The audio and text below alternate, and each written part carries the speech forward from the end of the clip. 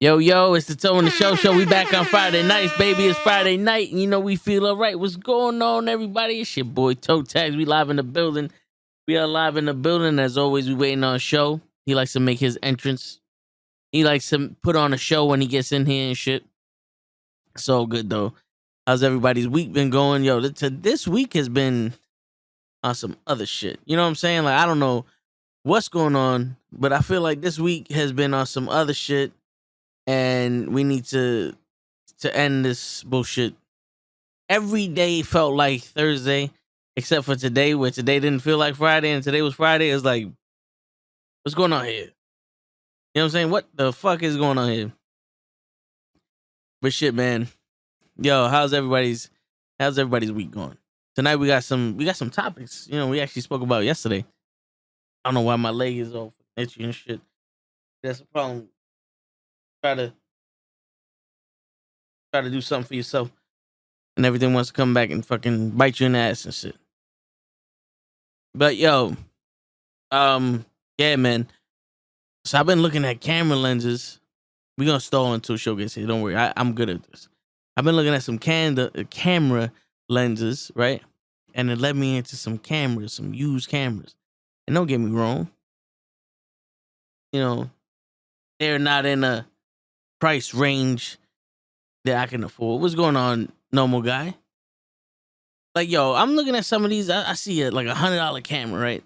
And I look it up, and it's decent. If we're gonna just use it for streaming, for like show shit, or for somebody's getting, I mean, it's not bad. You know what I'm saying? It's not bad. Just to get the quality going and shit like that. You know, because even an old camera that has clean HDMI would be way better than a webcam. It'd be way better than a webcam. No matter what webcam you get, one of these mirrorless cameras with a proper lens and sufficient lighting will look better than a webcam. If I plug this shit in, it gives me 720p, and that looks better than a 1080p webcam. It look better than a 4K webcam because those sensors on there are too damn small. You know what I'm saying? So I've been looking at that.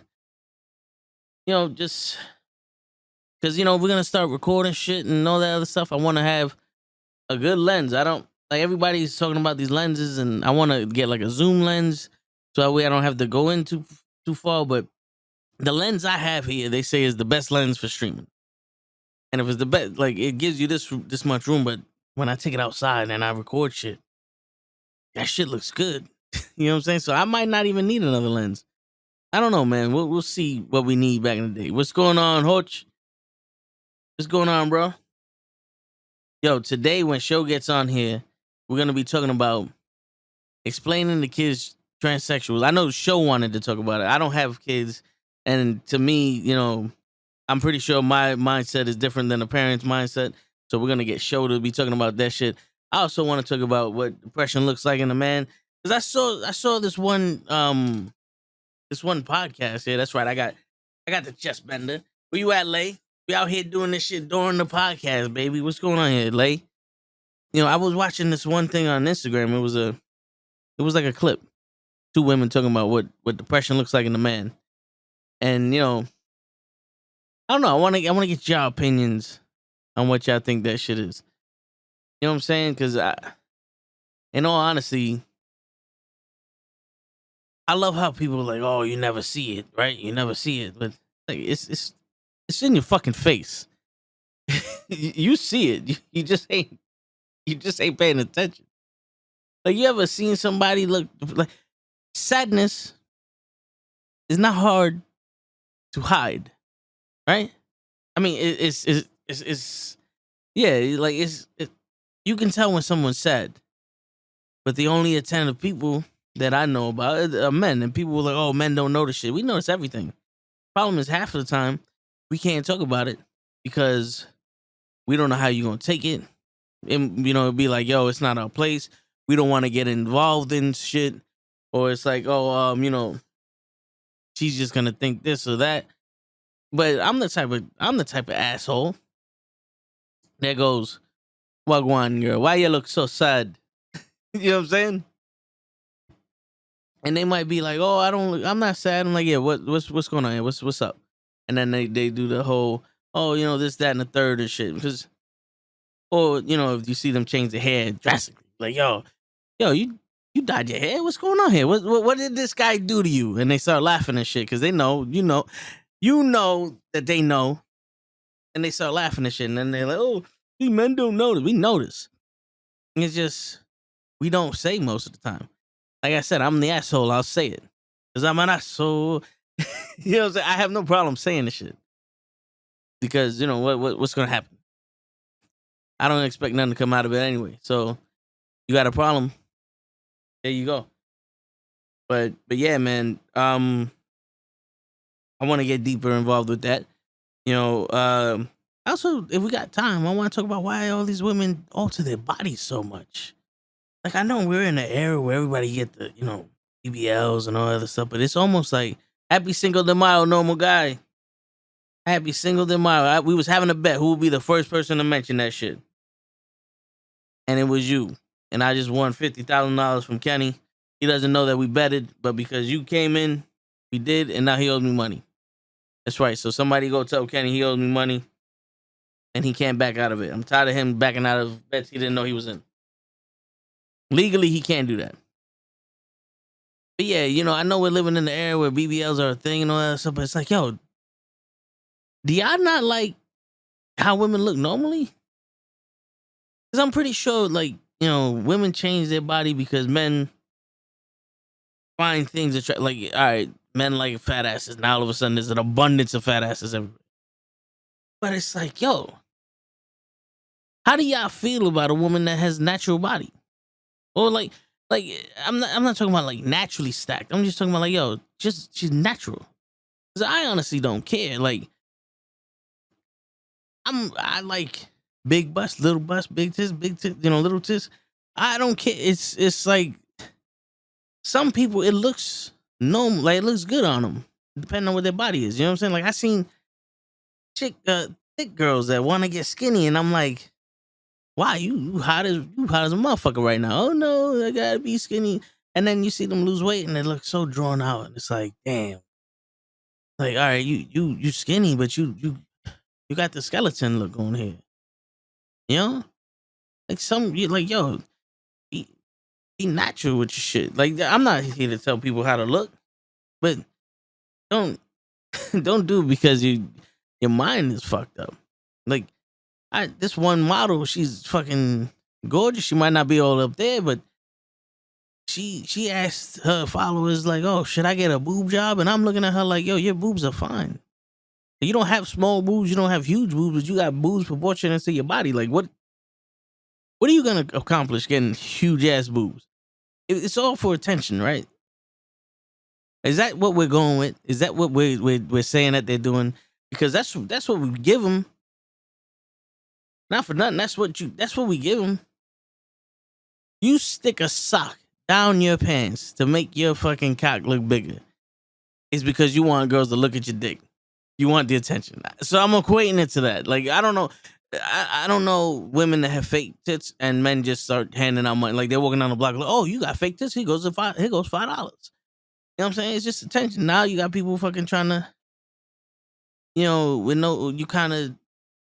just want to stop traffic pretty much.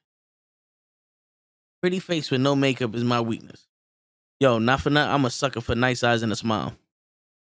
It's weird, bro, because there be chicks that are like, if you sit back and you pay attention to them, like, yo, this girl is kind of miserable, but she seems cool.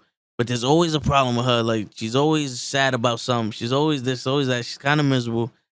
But those moments that she smiles and she starts, and she give you that look. It's like, damn, this bitch is hot, and all those problems go away.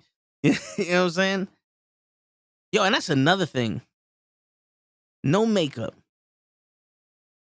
If we can see if your face looks like the beach, I feel like that's a problem. If everybody got them makeup tutorials, and I be watching them shit sometimes because it be on the TikTok, the tickety-tock shit. I be watching it, and you see them beat the shit out of their face with with the small Dean, the small Dean handball. Pop, pop, pop, pop, pop, pop, pop. Yeah, it's like they think their face is $25,000 alpaca. They blotting that shit in. Just boom, boom, boom, and then you put a conditioner. This one girl's like, this is the secret to my good skin. I got 52 fucking gels I put on my face. Like, honey, you have nice skin because you're fucking 19 years old. Like, I don't know. Did you not know you don't have acne, but you're young. And I know people want to take care of their skin and all other shit. That's fine. You put your little lotion on, do whatever you need to do. But like, yeah, you killing your face. Yeah, in all honesty, like I even spoke to a OG woman. I call her OG because she been at the job longer than me, but she keep it real. She'll fuck you up. And she was even saying like, yo, you gotta let your face breathe. That's why most of these girls they start wearing makeup, and by fucking 26, 27, they're looking like they're 36, 37. It's like, yo, your face hasn't seen the air. Like they haven't felt air on their face. 45 pounds of makeup is not, it's not good. Don't get me wrong. Sometimes you go out, you put your makeup on, and you're like, damn, she looks stunning as fuck. But you know, every once in a while, you gotta put your face on, go to fucking the Galleria or wherever the fuck you going, you know, the fucking ball or wherever that you girls want to go and all that shit. But it's like, damn. You know what I'm saying? What's going on, Ray? No spoilers. No spoilers. I'm going to watch the movie tomorrow, 10:45 in the morning. No spoilers. I'm probably gonna have there's gonna be a video after the time we see it, and we'll probably give a quick review on it, Ray. But definitely want to hear what you got. Tomorrow, also, we have a lovely young lady from the UK who wrote her first comic book. She got we had the privilege of reading the first issue, which is kind of dope. And tomorrow at 4 p.m. our time, which will probably be around 8 p.m. her time in the UK, we're gonna have a special interview with her. It's gonna be a special issue of the Knucklehead Comics. We're gonna do an interview with her, and we're gonna find out about her comic and everything about her and how it, you know, what it takes to make a comic and all that other shit. So that should be fun. That should be fun. Tomorrow's gonna be a special episode, Ray, just for you, man.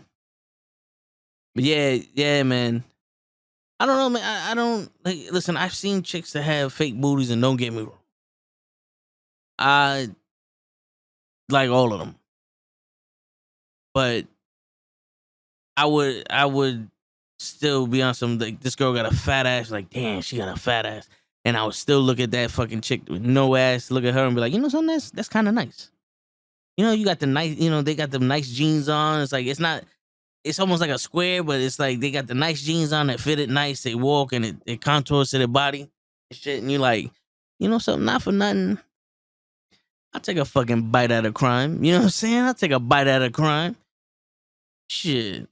That's all I'm saying. It's like, yo, I don't know who you doing it for. And if you say you're doing it for yourself, I guess so. But you might need to do something more than just get fucking surgery. You know, like I understand some people, their weight is out of control, or they do whatever they can to lose weight and it doesn't happen, and they do the surgery to, you know, like lose the weight, either they close the stomach or they get the lipo or something. Like I understand that, because you know the shit is difficult when you have the right mindset, but it's also, yo, you gotta change your whole lifestyle for it. And it's not like you gotta change your lifestyle for 3 months and then you go to your goal and then you good. Nah, you gotta change your lifestyle forever. You know?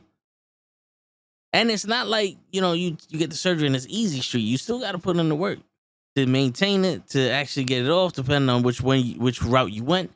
And it's crazy. It's crazy. But the one thing that I always say is like, you gotta get your mind right first.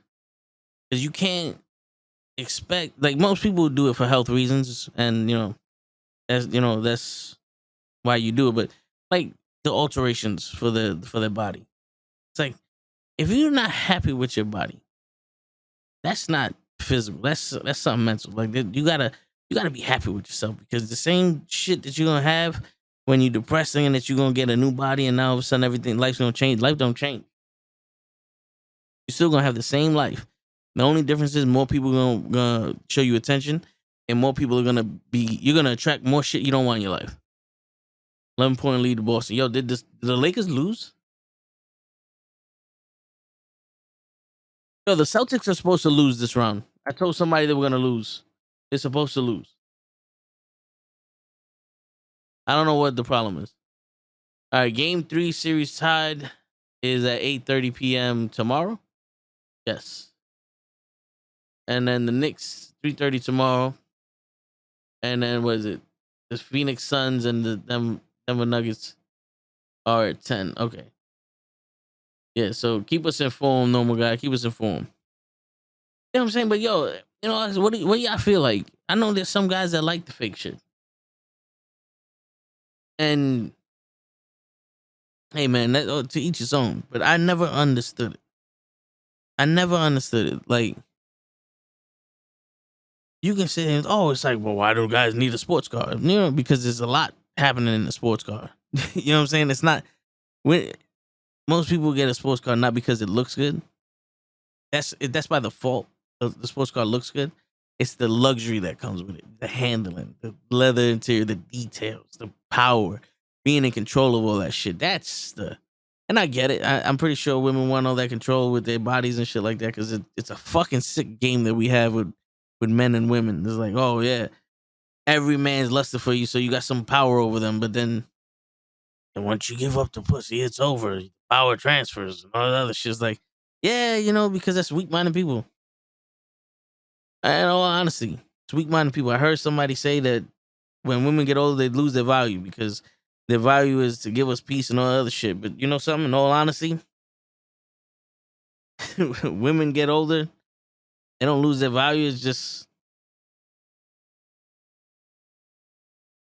everybody's conditioned to go after young people. You know what I'm saying? It's not for nothing, man. Maturity says a lot. It says a lot. But I don't know. I don't like to buy into this whole fucking men and women shit. Cause it's like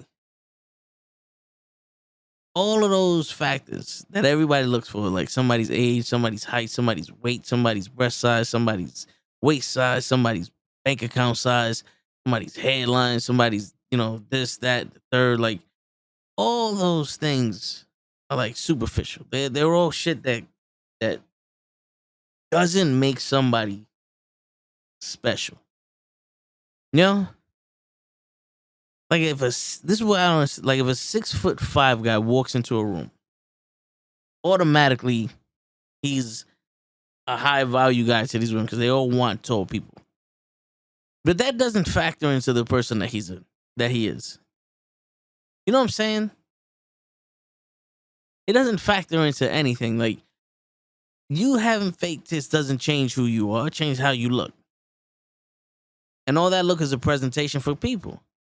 The same way if you lose weight. Doesn't change who you are, it changes how you look. You know what I'm saying? So it's like you're giving out this presentation to people. What do you want them to see? You want to see somebody that's in shape or, you know, that looks a certain way. And then what? Because you want them to be attracted to you. Okay, cool. And then what? Like, what else is there of you? Because there's plenty of women I've spoken to like, yo, you're fucking gorgeous, but I can't talk to you for shit. Like, one, you're not giving me the time of day, but it's like, also, it's like, I try to tell you something, and it's like, you ain't even listening. I'm talking to a brick wall, or you just dumb as rocks, or nothing about you is interesting. So, can I fuck? No? All right, yo, I'm gonna go over here. You know what I'm saying? Don't get me wrong. It's not just the pretty ones or the gorgeous ones, but that goes both ways. I've seen chicks that were like, well, this one and all that, but what's up? And they ain't got nothing about them. You know what I'm saying? So it's like, when are we gonna start transplanting that into people? You know what I'm saying? When are we gonna start transplanting that into people? Fucking people having some kind of personality. People being able to fucking talk without having to worry about shit. You know, and that also leads to, like, having a strong mindset. Being confident in who you are, because when you're not confident, a lot of things fucking, when people attack you, when life attacks you, it fucks you up a lot. And I was attacked, not like physically, but I've been, the past couple months, almost a years, like, I've been dealing with some shit, and it's like, I'm strong minded, like, you know what I'm saying? I know who I am. I know who I decided to be. As much as I say I try to find the younger version of me and all that stuff, because after my mom passed, I went through some shit, but it's still like, I know who I was, the core of who I was, and nothing was gonna tell me otherwise. So when people challenge you, you know, they challenge your integrity and all this other shit, and they don't have no foundation to stand on. It's like, this because of your confidence. You know what I'm saying? Like, your confidence knows that whatever they say is bullshit, and it's amusing now because they got no legs to stand on. They got no ground to stand on. You know what I'm saying? But when you sit there and you're not confident in yourself and you're not sure who you are, and you start changing things to try to find yourself, that's a deadly combination, man. Because you're not gonna have a good life. You're not gonna have, I don't even want to say fulfilled life. You're just not gonna have that life that you want. You know? I don't know. Yo, it's crazy, bro. It's crazy out there. It's like, life ain't easy. It's not supposed to be easy. You make life fun, and you make shit work for you. There's some people that, they have the personality and shit, and they's like, I just want bigger tits. All right, go ahead, do you, honey. I'm not gonna stop you. Then you still cool as shit. You just got huge tits now. But if you one of those people that got small tits and think that having big tits is gonna make guys like you or this, that, and the third, it's like, well, maybe guys don't like you because of what you are. Maybe guys don't like you because you too quiet, or you don't give them the time of day. Maybe because you a bitch. Maybe girls don't like you because you a dickhead, or because you're too shy. You're not taking advantage of the situation. You're not funny. You don't know how to talk to people. There's so many fucking factors that go into life that's a lot more important than the way you look. You know what I'm saying? Because I used to think a lot, and sometimes still to this day, that I'm unsuccessful with 90% of my attempts because of my height or because of my weight and all that other shit. And then I'm sitting there like, I don't know, man. The victories I got were pretty cool victories. It's just you lose more than others. Some people it comes easy to. Some people, you got to work for it. But like I said, it's still one of those things like, hey, can't be for everybody. But just because they don't want you don't mean somebody else won't. You know what I'm saying? I'm not gonna, like, if I would have altered my body, like, I thought about it. Just because it'd be easier to get to the goal. It'd be faster to get to the goal doing that way than to working out, because time is not on my side when it comes to having time in the day to do shit. And I'm an impatient man. So, you know what I'm saying? But it still wouldn't be for me. But don't get me wrong, I do have the mindset of, if I get my six pack and I'm looking stacked and all these bitches want to fuck, I'm just taking them down and be like, Daniel, just fucking them back after back. You know what I'm saying? I'm gonna be like Daniel over here, just fucking laying pipe. Call me the plumber and shit. All right, let's see what Daniel got to say. Part of it is society's fault for the current trends we've fallen into, and the mistake that preaching that stupidity is cool. Between social media and the news and a couple of other things, we're programmed. Let's see, Instagram, Twitter, and all the other mess have put us in bubbles where we hardly communicate anymore. I mean, you've ever got cell phone companies now saying, put down your phone occasionally. Yo, seriously, yeah, iPhone plugged in fucking apps and programs to tell you how much you're spending time on your phone. But in all actuality, you got the world in the palm of your hands. You have the world in the palm of your hands. If I wanted to talk to somebody right now, I can download an app. Scratch that. If you wanted to talk to somebody right now, you can download an app. As you can see from me and Pro's experiment, Pro has gotten a few hits. I got nada. I think I got one, and the conversation went to, hey, how you doing? I'm such and such. unfollows. Like, okay, all right. Shit, I didn't like I don't know how you start a conversation, but introduction. It's like have you ever wrote a paper for school? You have an intro, the body, and the conclusion. Like, come on, let's get through the intro first. Can I get your name? What's going on here? The only time the name is optional, but shit, if we're gonna have a conversation, let's start with that one. You know what I'm saying? Shit. You talking about the app profiles y'all did a while back? Yes, that one. Still nothing. Still nothing. You know what's crazy, Daniel? I was sitting here, I was like, yo, let me try something. And I put the thing from women to everybody. And I started seeing women that I didn't have on when it was just women. But then you get your men and all that other shit, right? So I'm like, all right, this one's hot, this chick's hot, this chick's hot, this chick's hot. I'm like, yo, are they putting like what's the difference between this woman and that one? So I don't know. I go to sleep, I wake up, yo, I have 20 matches and all of them are men. I'm like, oh.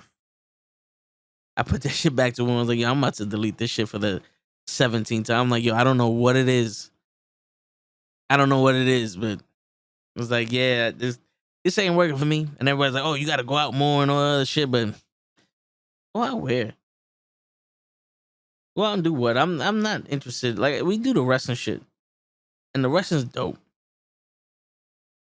So maybe if you got if Sasha of Mercedes wants to come to Black Wrestle Fest too, come see me. We're gonna have a tape. You know what I'm saying? Now let's see what. Why is Daniel the only one talking in here? Shit, I appreciate you, Daniel, but everybody else gets to speak. You can say your mind and shit. You can fucking speak your mind. You know how we don't fuck around in this place. We don't fuck around in this place or this face. You know what I'm saying?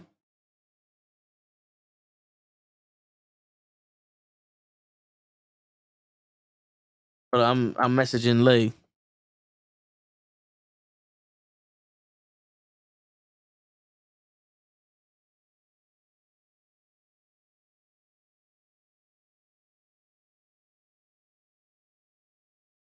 All right, there you go. But then he's like, yeah, someone else talk. I talk too much. Nah, I don't mind you talking. It's just like shit. Come on, man, be a part of this shit. Like, give me a reason to fucking talk back to y'all. When I went back to school, I had to write math papers and all of them check for how I don't know what I'm gonna have to research that shit. Algorithms. Yo, you got your vocabulary is too high for me. Then you have to turn that shit down three notches.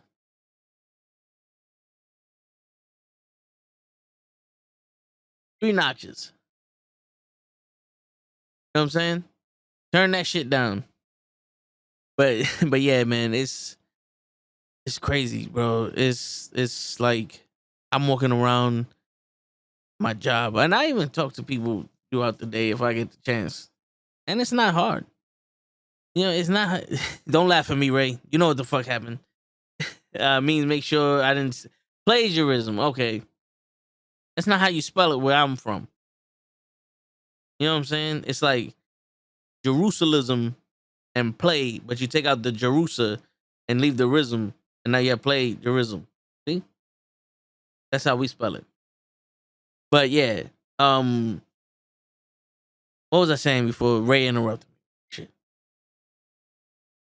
Yeah. So I go around and I speak to people. It's not hard. It's not hard to speak to people. Most people want to talk. Most people like you make a joke with them and they'll joke and shit like that. You catch them off guard and they like reset and they pop out of their fucking their funk, their mindset, their attitude, whatever. You could ask Hutch. The first time we went to a wrestling event together, we stopped by Walgreens for two reasons. One, we had a stall time so Gigi could get ready, and two, we needed some snacks. These shits be long. Go there with a drink, with some chips, some snacks. You be chilling. So I put down. Let's see if I can remember what I put. I put down an orange soda, an Arizona iced tea. I'm looking at you, Jared D. I know you watching this shit. Sour cream, Oots, sour cream and onions bag of chips, the big bag, then my favorite chips, and a pack of Twizzlers. Put that shit down the counter. And the lady starts ringing them up, and I go, listen, I don't know if they told you, but I got an email from the district manager of Rite Aid that if I buy all of these products in conjunction with each other, this shit's free. And she says, what? I said, yeah, if I buy all these things together, today only, they free. And she's like, oh, no, honey, I don't know about that. I said, you didn't check your email? You didn't check your email? They supposed to send it out to everybody. She goes, no, I didn't check my email today, but I don't know about that. We just gonna have to charge you. I said, shit, you know what? Because I don't want you to lose your job. Go ahead, charge. Fuck it. At least give me like 80, 90, 98% off. Show is in the fucking chat, ladies and gentlemen. And if you don't know what your means from show, it means fuck all y'all. Yeah, right, show? Yes. See? He's here to admit to his shit. But yeah, man, we just chilling right now, show. Game over. We chilling right now till you get on, but yeah, man. So like I was saying, it's easy to talk to people. Like I'm never been. I'm here. Don't want to hear. I don't want to hear it. Well, no. You in the chat. You not here. You there. There and here. Word. You know what I'm saying? Like I'm not the best at asking people out just because I like to make small talk and all that other shit. But certain times I'll be like, yo, I don't know. Let me get your number. You know what I'm saying? And then you text them and they don't respond. But it's still, at least it's like, hey, fuck it. You did what you do. You do what you do. But then, you see people that have better luck or better circumstances than you when it comes to shit like that. It's easier for them. And they're shy as fuck. And it's like, yo, I get it. I have this personality because I need one. I need this personality to get where I'm going to ever, do shit with women. But my man, if this shit comes to you easy, how come you don't know how to start a conversation? Like, have you never started a conversation with any of the girls you was talking to? Have you not had a conversation with anybody in the world? You know what I'm saying? That's crazy to me. That to me is crazy when I see shit like that. But you get these, like, even when it comes to girls, it's like you see the girls like shyer than a motherfucker. And you're like, yo, every dude hits on you.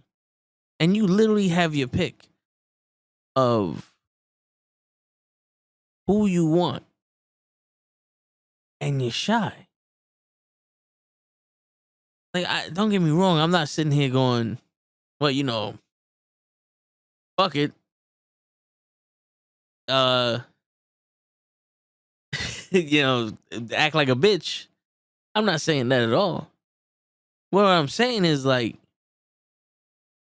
why are you so fucking shy to talk to somebody when you literally talk to everybody? You're literally out here talking to everybody. Why are you so shy to fucking talk to people? You know what I'm saying? That's what it fucks with my mind sometimes. That fucks with my mind. It's like, I know why I don't have this, like, I'm smooth. Apparently to everybody I'm a fucking flirt.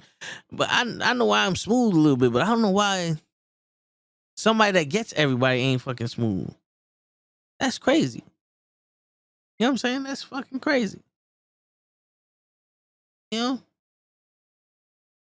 It's like, there was a time when my strongest game was just waiting for somebody to come talk to me.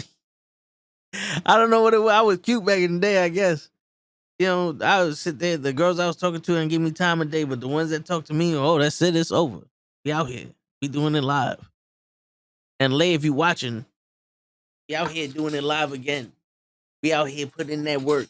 Because we the ones and everybody else the twos. Tell him, Lay. I know Lay somewhere. He got his phone on. He's probably bouncing the baby and shit. He's trying to, right on his phone with his eyes and shit. Yeah, man, that's something that always bothers. Like it didn't bother me. It's weird. It's weird. Like a person that has a plethora. That's a word that Cap uses. A plethora of choices. Has no game.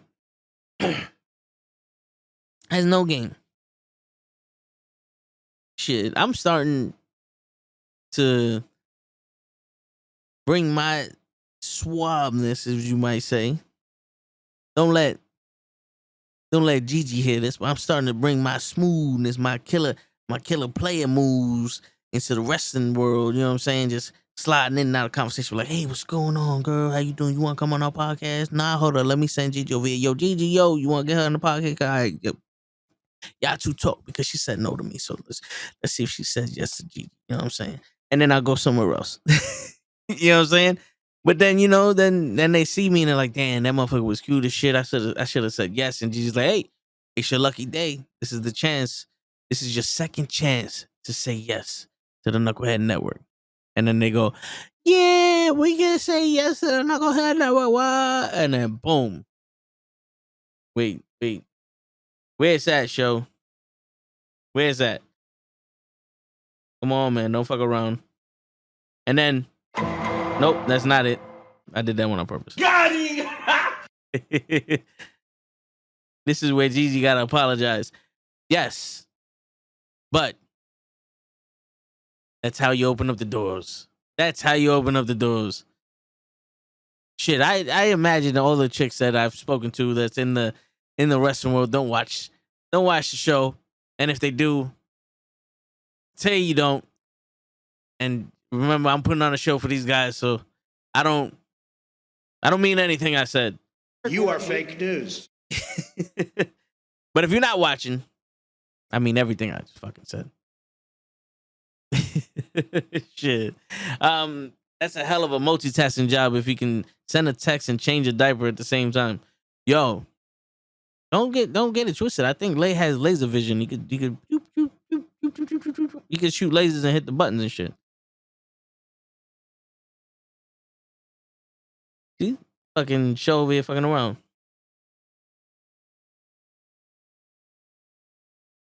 I don't know. That's gonna be a hell of a task to get Gigi to say the words I was wrong. Shit. Listen, I didn't say that. Y'all said that. All I'm saying is, what up, girl? You wanna come on the Gigi? Ask her. And she goes, I'm sorry for my friend. He doesn't get out much. The lawyer says that he got to watch some kind of events, and we're stuck with him. He has the car. Yeah, so we do the podcast from here, and I actually heard it. You know, this is how you set up. You set up the pins. She knocks him down. That's it. And if Kenny's there, shit, they distract each other, and it's over. That's where I start getting pics with these people. You see me post up a pic with some of these wrestlers, Gigi and Kenny don't know where I'm at. I done lost them. I done lost them for about 10 minutes. They're like, yo, let me get a picture with you. All right, brother. Got him. Let's go, baby. Proof that these people know me. That's it. I go backstage. I go in the refrigerator. I take out a Yoo-hoo. That's my Yoo-hoo. I just fucking with y'all. But yeah, man. Where was we at? Oh yeah, they're talking to people. Yeah, man, the game done fucking changed, bro. The game done fucking changed. I don't know what it is anymore. There's some people that I be talking to them like, yo, you cool as shit. And then you listen to them. And you're like, wait a minute. And I know, can't be picky out there, but it's still like, wait a minute. Why are you saying?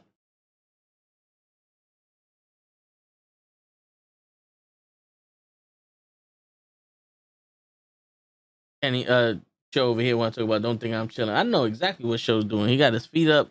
He's eating a bag of potato chips. He got a fucking mouth in his hand. He just spit out the mouth going, shit, how he know that I got a mouth? I haven't had one of these shits in months. Damn, son, I can't even enjoy that shit. Now I gotta throw it out, and then he's gonna pick up a fucking Heineken when he comes down. He's like, "See, I was drinking this the whole time. You wrong. You wrong." Anyway, stop interrupting me, show. Not when I'm pouring. So, like I was saying, yes, and you listen to him, and you're like, "Yo, I don't think I want to go on this journey. Like, I don't think I want to take this chance." And it's not like you're hearing the wrong. Like, it's not like it's stupid. It's just you're hearing certain things like, "Oh, I don't like to cook. Oh, I don't like to do nothing.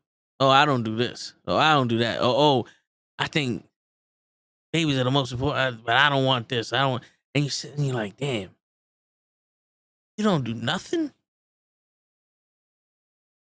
Like, I don't. Maybe it's me, but I be hearing shit like this. Like, yo, listen, I would like somebody that can cook. I can cook, but I like eating food. You know what I'm saying? I like eating food. If it is homemade food, ooh, that's even better. You know what I'm saying? But like when I start hearing shit like that, oh, I don't like to do this. I was like, do you like to fuck? Because that's important to me. I want to do something like that. You know what I'm saying? Lieutenant Dan, ice cream. You know what I'm saying? But then I know him. Yep. I know exactly what he got the robe on. He's like, "Oh, I'm gonna kill it." You know, he got the robe on. He's trying to get warm because he's saying that the basement too cold and shit. You know, he got his mouth in his the platano chips. I know that he still got the crumbs on his hands. He didn't even wipe his hands down. That's my man's crazy. With the bunny slippers, shit, man, living the good life over there. But yeah, man, it's crazy. You hear that? I don't know if y'all ever had a conversation with someone, man or female, had a conversation with somebody like, "Yo, oh, this, that, and the third," and then you should be like, "Oh, I hate doing this shit," or "I did this shit once, I'll never do that shit again. It's too much shit." You're like, damn. Did the world get lazier? Because I've never, like, I've done shit and I'm like, yo, oh, this is for sure, I guess. Hit him with the. So what you saying? You know what I'm saying? Did the world get lazier? Because a lot of people are complaining about shit, and I'm like, yo, I don't know about you, man, but I had to do so much shit for nothing. I grew up having to do all this shit for my grandparents, for my parents, for my next door neighbors. Like, we was the lackeys. You know, like, it wasn't, yo, give me the remote. Nah, it was go help your grandfather clean up the backyard and move the refrigerator. Go help go help your grandfather shovel the front and go shovel the church while you at it. Go help your grandfather paint the entire upstairs apartment. And it was it. Oh, yo, your uncle needs help building a deck. All right. We're gonna do that. That's what we do. All right, we gonna go outside, play football. Yo, guys, I need your help. We gonna move this couch over here. All right, let's do this. It was always something. Yo, there was one time we asked for help to move a refrigerator. We had this refrigerator underneath our porch for maybe, I want to say 15 years. Because I was young, maybe 15, 16 years. And my mom asked the whole block, move this fucking refrigerator. And I was like, all right, let's move the fucking refrigerator. No one showed up. So I got pissed off. It's like, damn, son. When y'all need somebody, I'm there. But when we need somebody, nobody there. So that's why a lot of the times I do shit. Like, you ask, show, I do shit. And I'm like, yo, I need help, but I don't ask for help. I just wind up doing it. Or if I really did ask for help, I still wind up doing it myself anyway. I don't wait for nobody. Because that's how it's always been. It's always been, well, you're going to have to do it yourself, so fuck it. So I pick up the refrigerator, and I'm tossing it down the alleyway. We had an alleyway, and now I get to the point where there's like 4 steps I got to go up. So I take the refrigerator, and I throw it up the stairs. And everybody that was supposed to help me is outside, like, just chilling. And they're going, what the fuck? And they see me throw the shit. And that's where I got the nickname Vin Diesel from. They're like, yo, my nigga, what are you doing? I was like, yo, you supposed to help me move this shit. But because I got to do this shit myself, this is the only way I can do it. and that's when I was like, yo, fuck it, man. We don't need no help. Usually the only person I asked for help was Cap or my uncle. That was the only people I asked for help. Other than that, And then, when I got older, my boys and his brothers came and helped me and all that other shit. But it was like, yo, if Cap ain't here, I'll do it myself. Fuck it.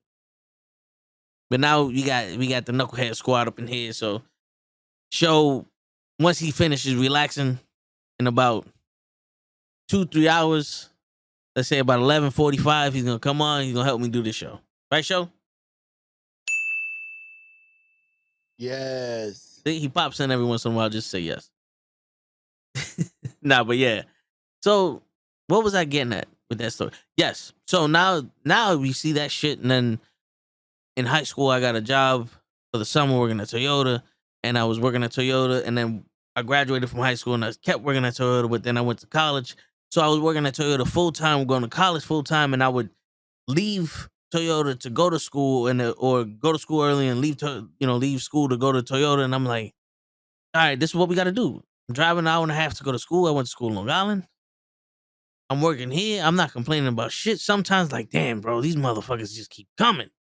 Other than that, that's it. Now, I'm like, yo, dude, this is easy. Like, this is easy work compared to what we normally do here. And you huffing and puffing and complaining. Like, what's gonna happen when we get real work? You know what I'm saying? Like, don't get me wrong. So, like, some people they go through it and I get it.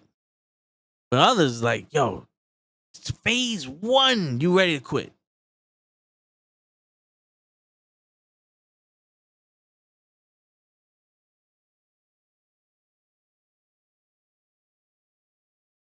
Phase 1, you ready to quit? I'm like, yo, I don't know, man. That's what makes me weird. That's what made me feel weird about people. Like, you have the conversation. What's going on, Tyson? You have a conversation with somebody and it's like, show no one. Like, most of the people in this podcast are our age. I want to say Gigi's a little younger than us. She's about maybe 22, 23, somewhere around there. Right, Gigi? So yeah, so they about our age. So we've been through the struggle. We all know what it's like. So we do this shit and it ain't nothing but a thing.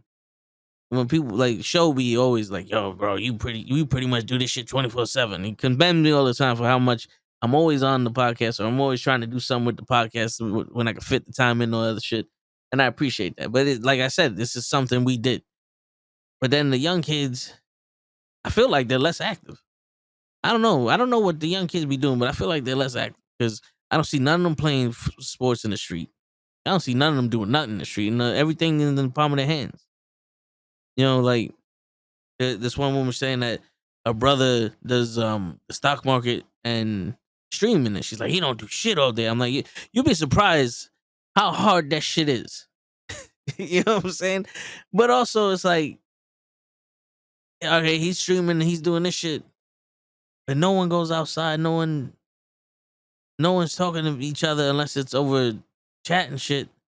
And I'm sorry, but it's very easy to talk to somebody over the phone. It's very easy to text somebody. It's hard to talk in their face. You had to master to talk in their face. And no one knows that shit no more. And people know how to talk in groups, but no one knows how to talk one-on-one. I'll be having the only conversation with a group of people, but let me be alone with one of them. And it's like, yo, it fucking feels like it's Friday, but it's only Tuesday. Yeah. Like, I don't know, man. The news said we supposed to get a Friday, but they might take that shit away from us. Yeah, man. I'm like, damn, son, do you need a fucking audience to talk? You need permission? Like, who do I have to find to give you permission to fucking say a word? Like, in all honesty, like, shit. The fuck, man? I'm not asking you for nothing crazy. Just fucking a word here, there, somewhere. Hey, how you doing? Good morning. I say good morning no matter what time of the day it is. Because most of the time people say good morning. What? Wait a minute. It's afternoon. Don't do that shit to me. And then it's like, all right, there you go. At least I got some out of you. Snapped you out of your misery. Shit. I don't know what to fucking tell y'all people, but it's fucking ridiculous. It's getting ridiculous. Can't have. I know Tyson is a pimp. We seen his page. Tyson is a pimp. He got the damn, what are those shoes called with the fish in them? He got the platform shoes with the goldfish. Pimping ain't easy, man. I understand you, Tyson. Tyson don't talk to these hoes, okay?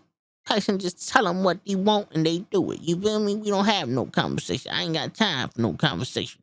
Pimping like me ain't easy, man. We talking about money, but we ain't talking about nothing. You know what I'm saying? Now go get that money, hoe.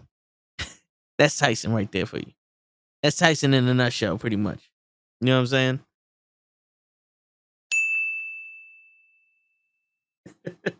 Yo, I'm telling y'all, there's got to be 30, 40,000 people watching us, and ain't not one of y'all motherfuckers saying nothing. And I'm getting tired of this shit because I'm trying to teach y'all how to talk to people, and I already done said it's easy to text people, and you bugging.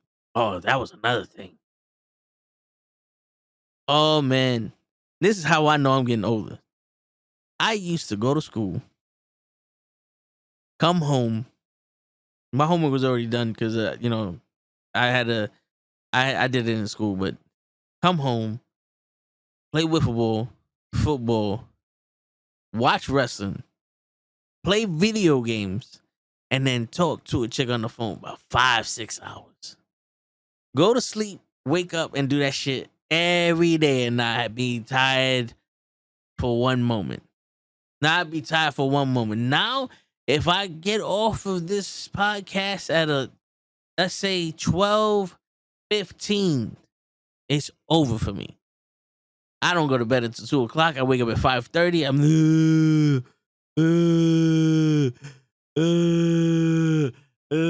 I get to work and I'm like, and then I'm happy the first hour and a half I'm by myself. I get to situate myself because then my supervisor comes in and the energy's there and it's like, oh fuck. And then throughout the day I'll get my shit together. But it takes a lot longer for me to process shit now. Now, if I don't get my 14, 15 hours of sleep, it's over. I'm miserable. I'm miserable. Shit. So I'm happy I at least get 4 hours of sleep the week. But yeah, man. Maybe this what they were saying about us back in the day? Is this what older people were saying about us, like our generation? Like, oh, we're lazy, or all they want to do is play video games and all this other shit and blah blah blah. Which is weird. If we're gonna talk about that, since you guys brought it up, talking about video games, it's weird how fortunate some people are for doing the shit that we used to do back in the day for free. Like what we did back in the day was epic. You're never gonna see that shit again. They actually stopped the shit we did back in the day on this new shit. Back in the day when we played Halo, we would find 20 of us and go to the big team battle, 20 on 20, and just demolish motherfuckers. Or we'll have the 6 on 6, 8 on 8, or sometimes we'll split up the team, do 4 on 4. And dude, the shit talking and all that shit. Who gets the most kills? Who didn't get the most kills? Who did this? How many sticky grenades?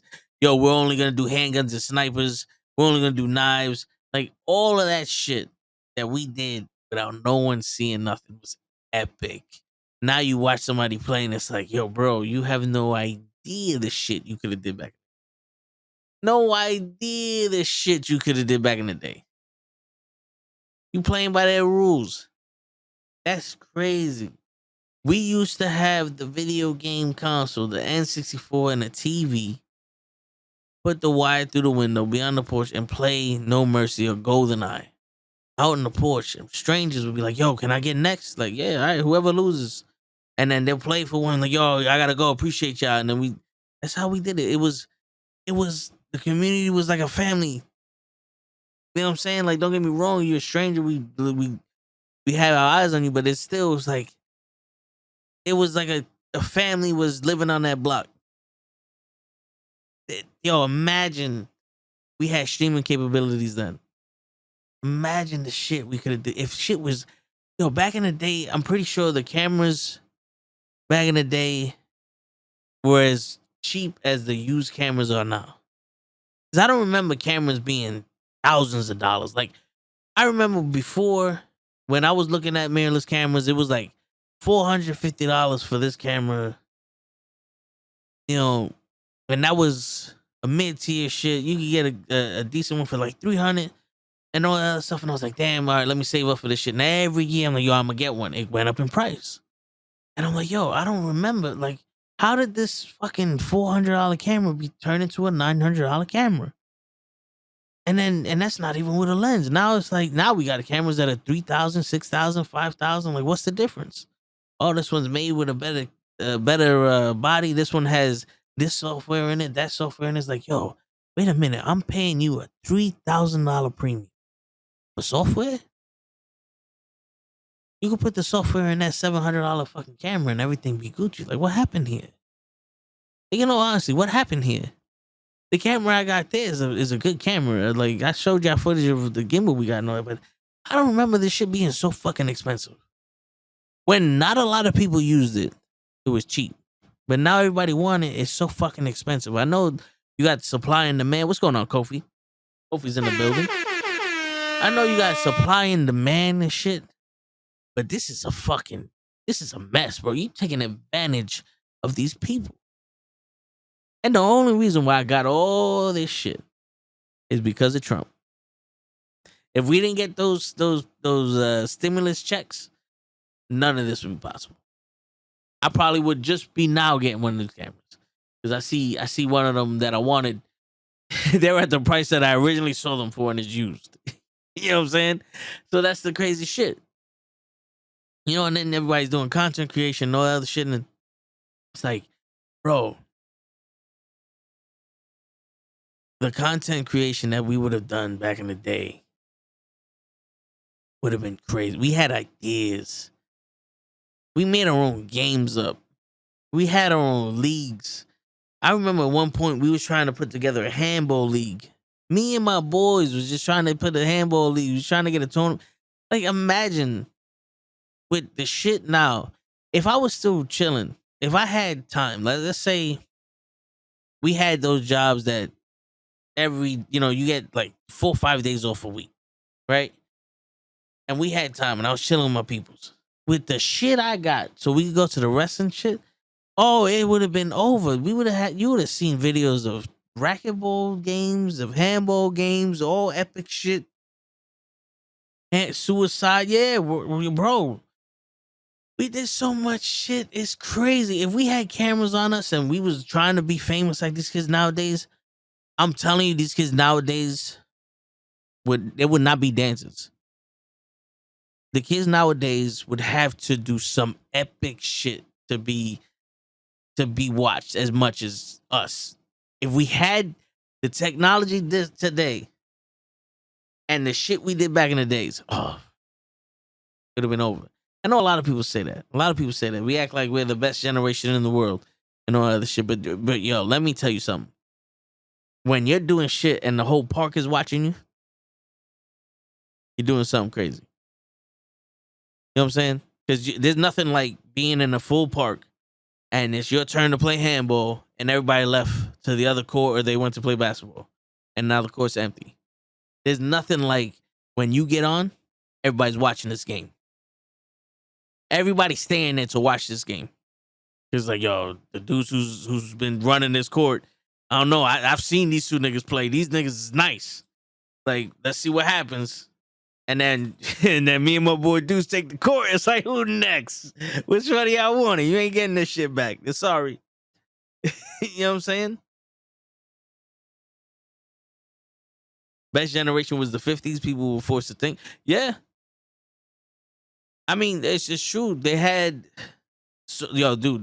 they had to figure out a way to make music, to sell music. They had to figure out how to do everything. In all honesty, there was no. They had to do everything through the paper. You know, so you had to figure out how to get onto the paper to get your story told. You had to figure out how to get onto the news, into the radio to get your shit told. You know what I'm saying? Like, why you think Muhammad Ali was the biggest shit talker? Because he knew that the more shit he talked, the more shit he backed up, the more people want to see him, the more people want to see him lose. It's like Mayweather. There's no blueprint back in them days. You know what I'm saying? They had to do it. It's how it is back. Yeah. You know, yeah. Yo, not for nothing. I honestly feel like the Jordan, let's say the Larry Bird Kobe, the Larry Bird Magic, Jordan and after era, up until maybe when the dunk contest became a bunch of people we had no idea who they were. Either that or I'm trying to figure out a point.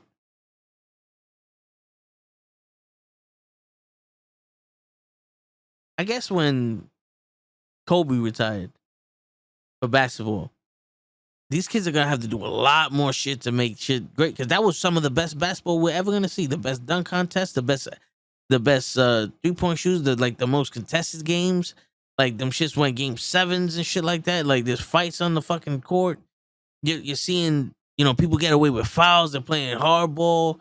Like you see these people, you see them put their fucking blood, sweat, and tears on the game. It seemed like this game was more important than anything. Now you watch the game and it's like, oh, these guys are getting demolished because they can't hit a 3.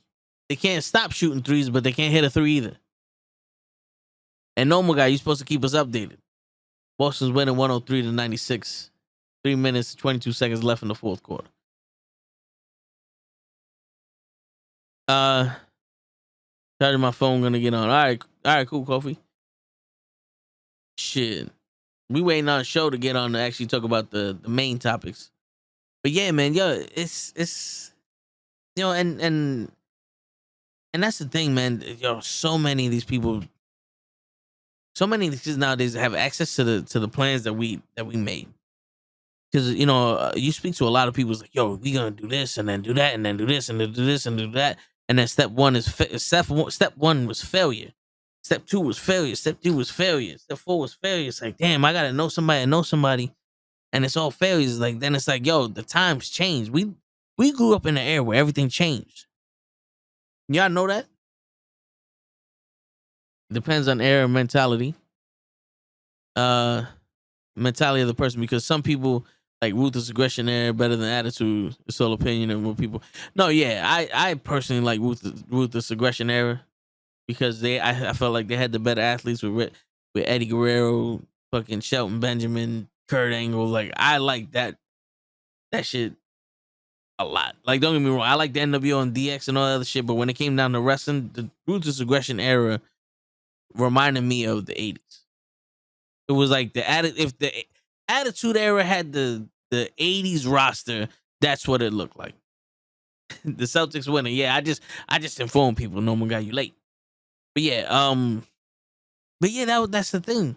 We lived in an era where everything changed. We grew up with computers, but we still was using notebooks and composition notebooks and all other stuff. And then I remember we went from the composition notebooks to binders. And we had the separation in the binders. Like, all right, these binders are cool. And then it went from binders to now it's like every people want you to do everything on the computer. So it's like, fuck, I got a computer and I got to do this shit on Word and I got to type shit. And I don't know what the fuck I'm typing. So I'm typing it and then I got to print it out. And then it's like, all right, the computer, but you still had to do your research from the book. So you had to go to the library to get the book. So read whatever you could. Then the computer went online. So everybody got online. And then now it's like, all right, we went from talking to chicks out in the street to now we're talking to people out in the chat room. And the generation evolved faster than me because I got to that shit late because, we didn't spend the money on that shit. So it was like, fuck, by the time I got there, it was mostly bots. But then we get to the chat rooms and say, all right, cool. Then we start seeing, all right, everything depends on the internet and then get the emails and all that stuff. But we're still, it's like the computers are there, but we're still doing things our way. And then they start making the Facebooks and the MySpaces and all this other shit. And it's like, all right, cool. And then you still did your thing. And every once in a while, like, yo, I put this up there. I got music on my MySpace. I got a background. Everything's dope. And I got friends. And I'm going to talk to this one. But I'm going to talk to that one. And then it was like, we didn't speak to him until we got on the computer. The whole day was still doing the same shit we normally did. It was just And then came cell phones. Like, I'm not talking about, no, not cell phones, because we had cell phones when we was around 16 years old. And it's like, all right, then came cell phones. We're talking to people, but we didn't have the minutes, so we still had to be like, yo, can't call me until 7. All right. But then came the two-way. The two-way pager where you fucking send text messages. And then everybody started sending text messages. Then you had the Blackberries. Then you had the PDA phones. And then you had the sidekicks.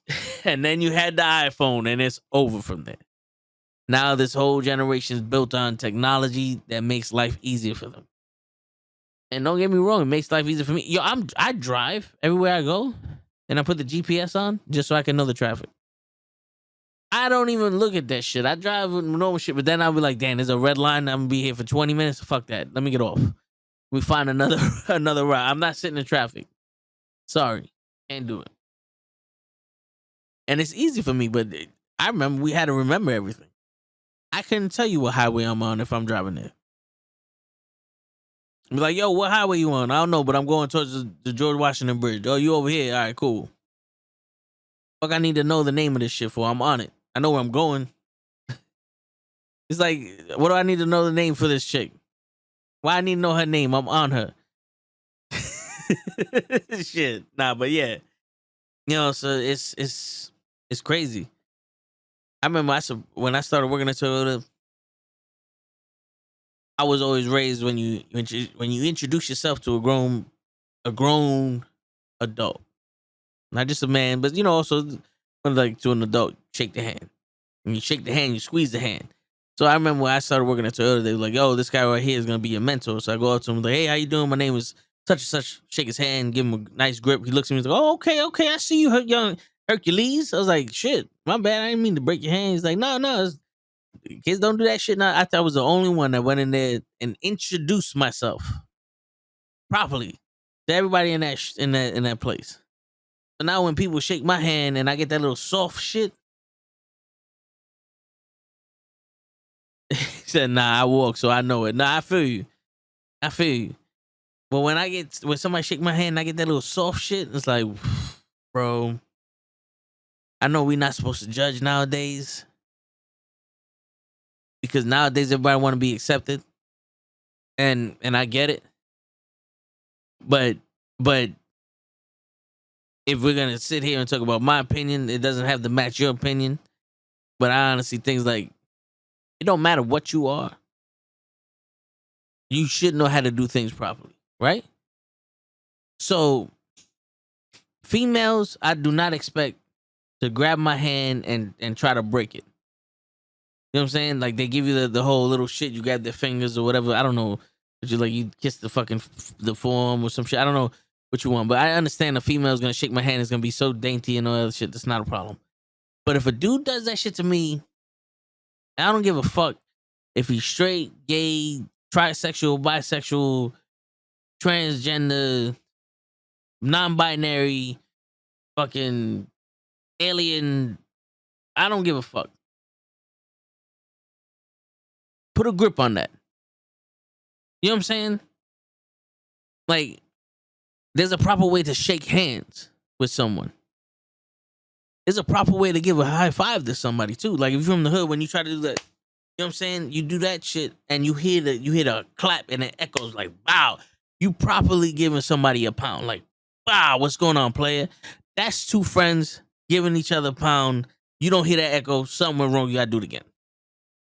You know what I'm saying? No matter what race, creed, sexuality, and none of that. None of that matters. If you're gonna give a pound, you gotta do it right. And I know chicks that can do that shit right. You know what I'm saying?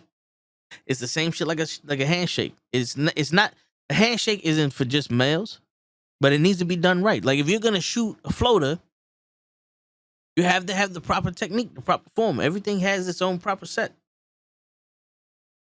So it's always weird to me when I get a soft ass handshake. You know what I'm saying? And it's weird to me when I get a soft ass handshake from an older person. When when you shake the hand of an older person, you get that little handshake, and you're about to rip their hand apart, and it's like, bro, you got arthritis or something? Like, what's going on here? That's why a lot of the time now I give the little fist bump, like, boom, what's going on, bro? I don't want to. I knew this one dude, he'd break your fucking hand. And I was like, I listen, it hurts, but I don't mind giving you a fucking handshake. What's going on, bro?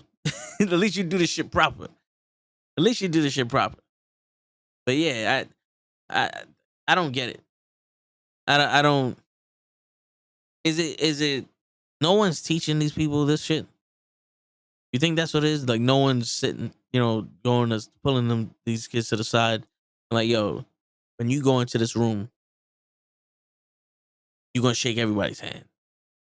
Like when you're a kid, you go somewhere, you see your father shaking people's hands, and then you get the whole, oh, by the way, this is my son, such and such, shake his hand. You know what I'm saying?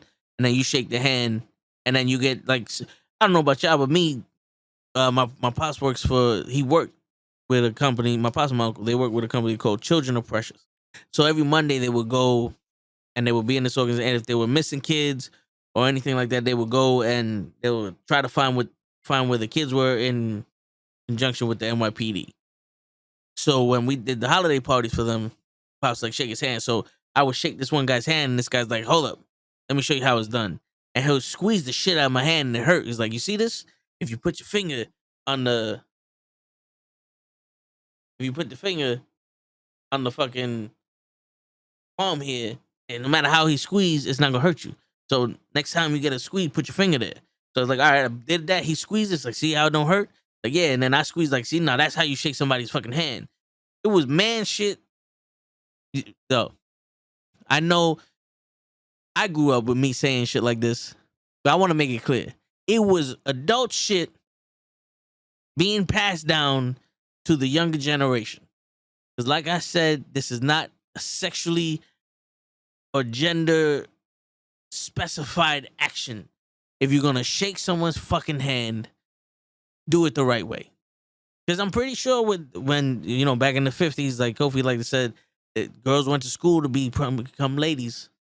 They taught you how to properly, give your hand out to somebody to shake. No other shit. There's a proper way to do things, a proper way to communicate and interact with people. You know what I'm saying?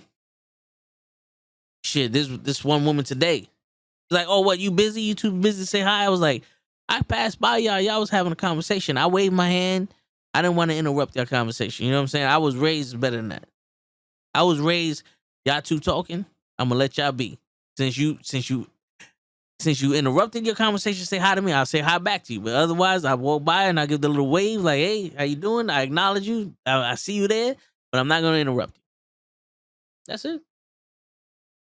Because it was always grown folks talking. I still have that that in my head. Like if grown folks talk, don't interrupt them. And I know my age, I'm one of the grown folks now, but when I see other grown folks talking, I'm not gonna interrupt them. I'm gonna sit there on the side and I'm gonna wait until it's my turn to engage with them or not. And if I gotta sit there and I gotta wait for fucking, god damn it.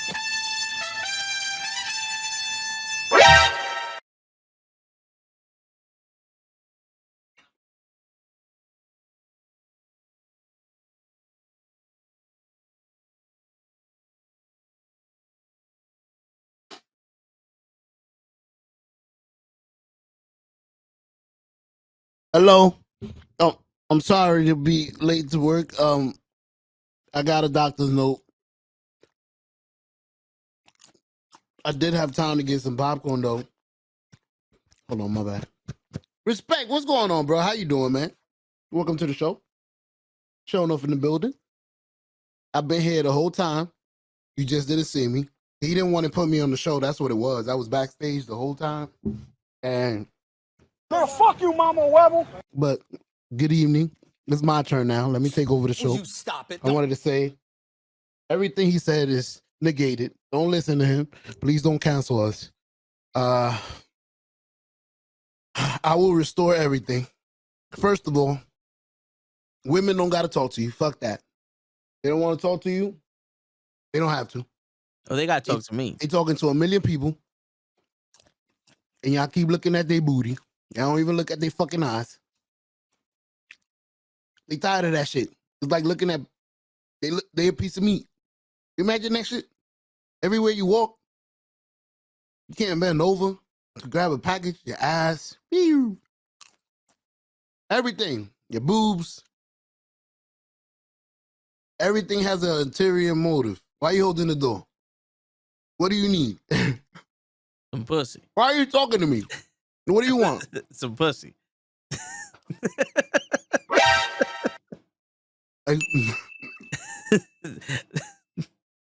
How you doing, brother? I'm chilling, bro. How you doing? Come in with a bang. I'm doing I great. hear you. I almost finished what I was doing. I was like, fuck it, son. You're going to have to do it. You're going to have to finish it by yourself. Like, I love you, Dad. I mean, you could have. No. I was hearing what the fuck you were saying. And I'm like, Don't be rude. I got to come in. No. Shit. Well, you interrupted us.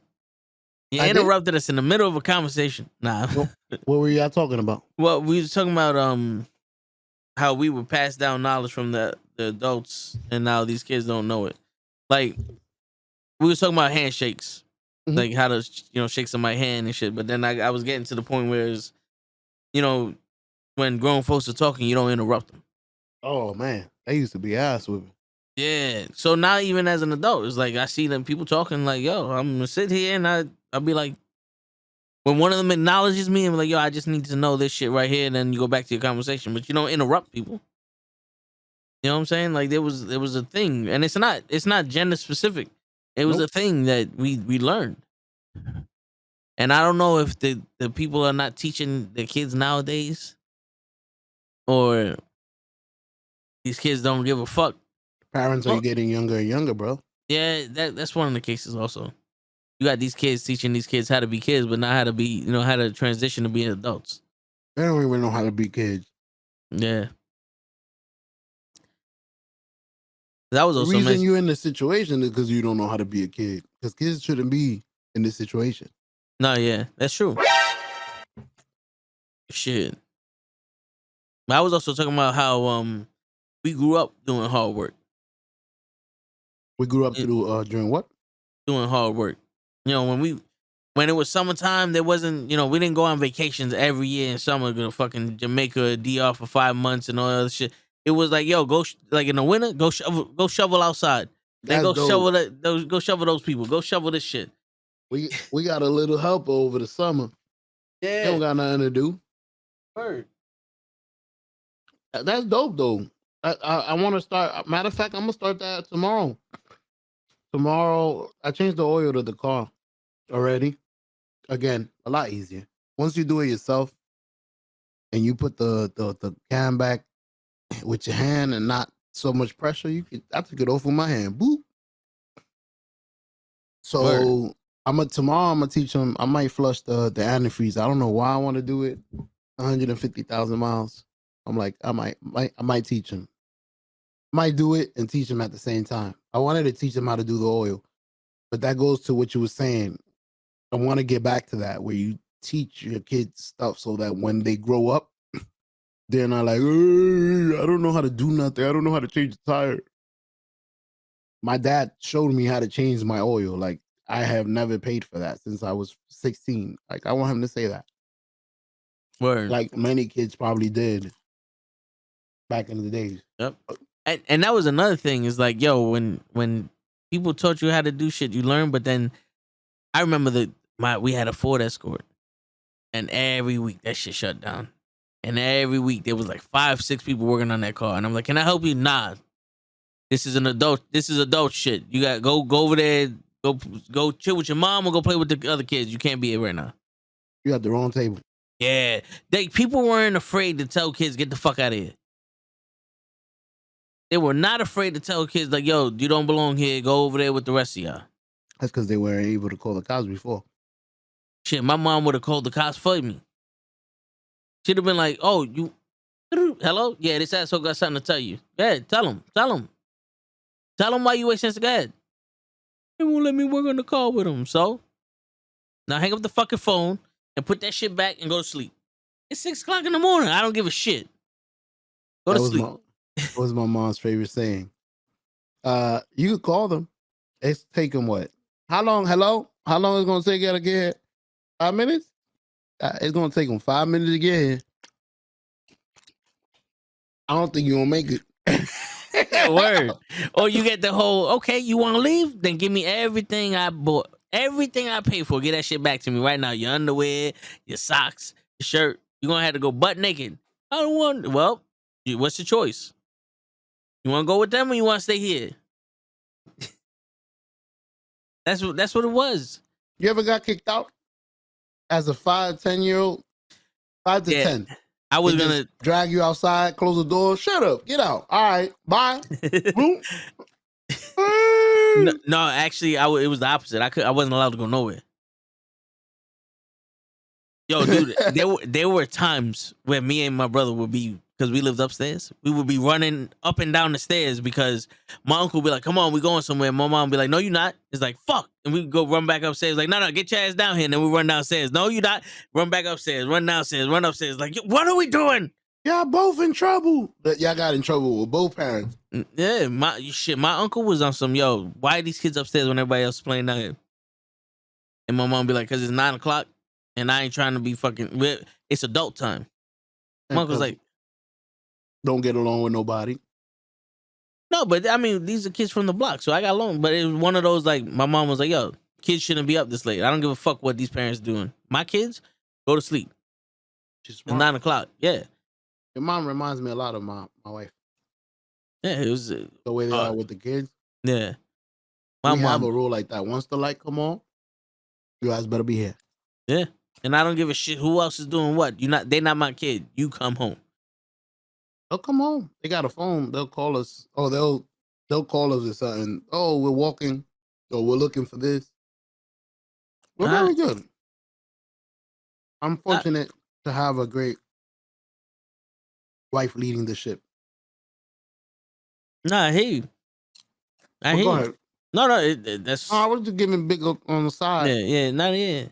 Word. I mean, it's rare nowadays. Like you said, kids are having kids, or people that weren't prepared for it are having kids. You know what I'm saying? Because like Papa Yos,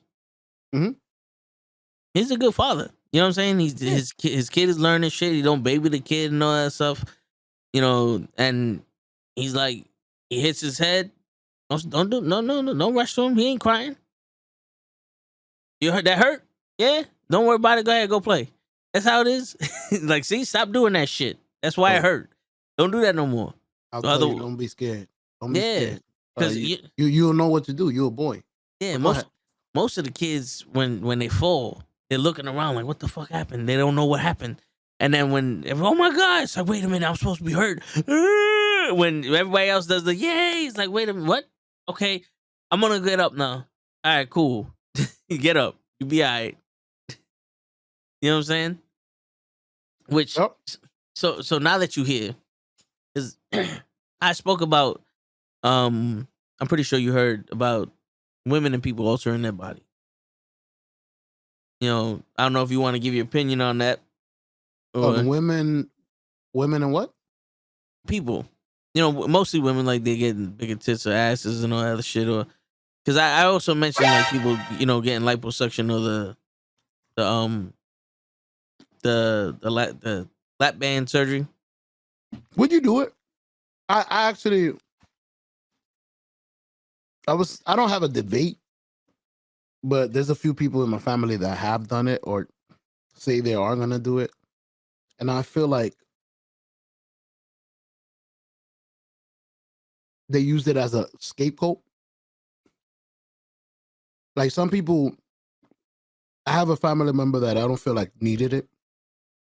Like you just needed 15 minutes in the gym and you would have been perfect. But then there's others where it was just like a little thing. Yeah, exactly.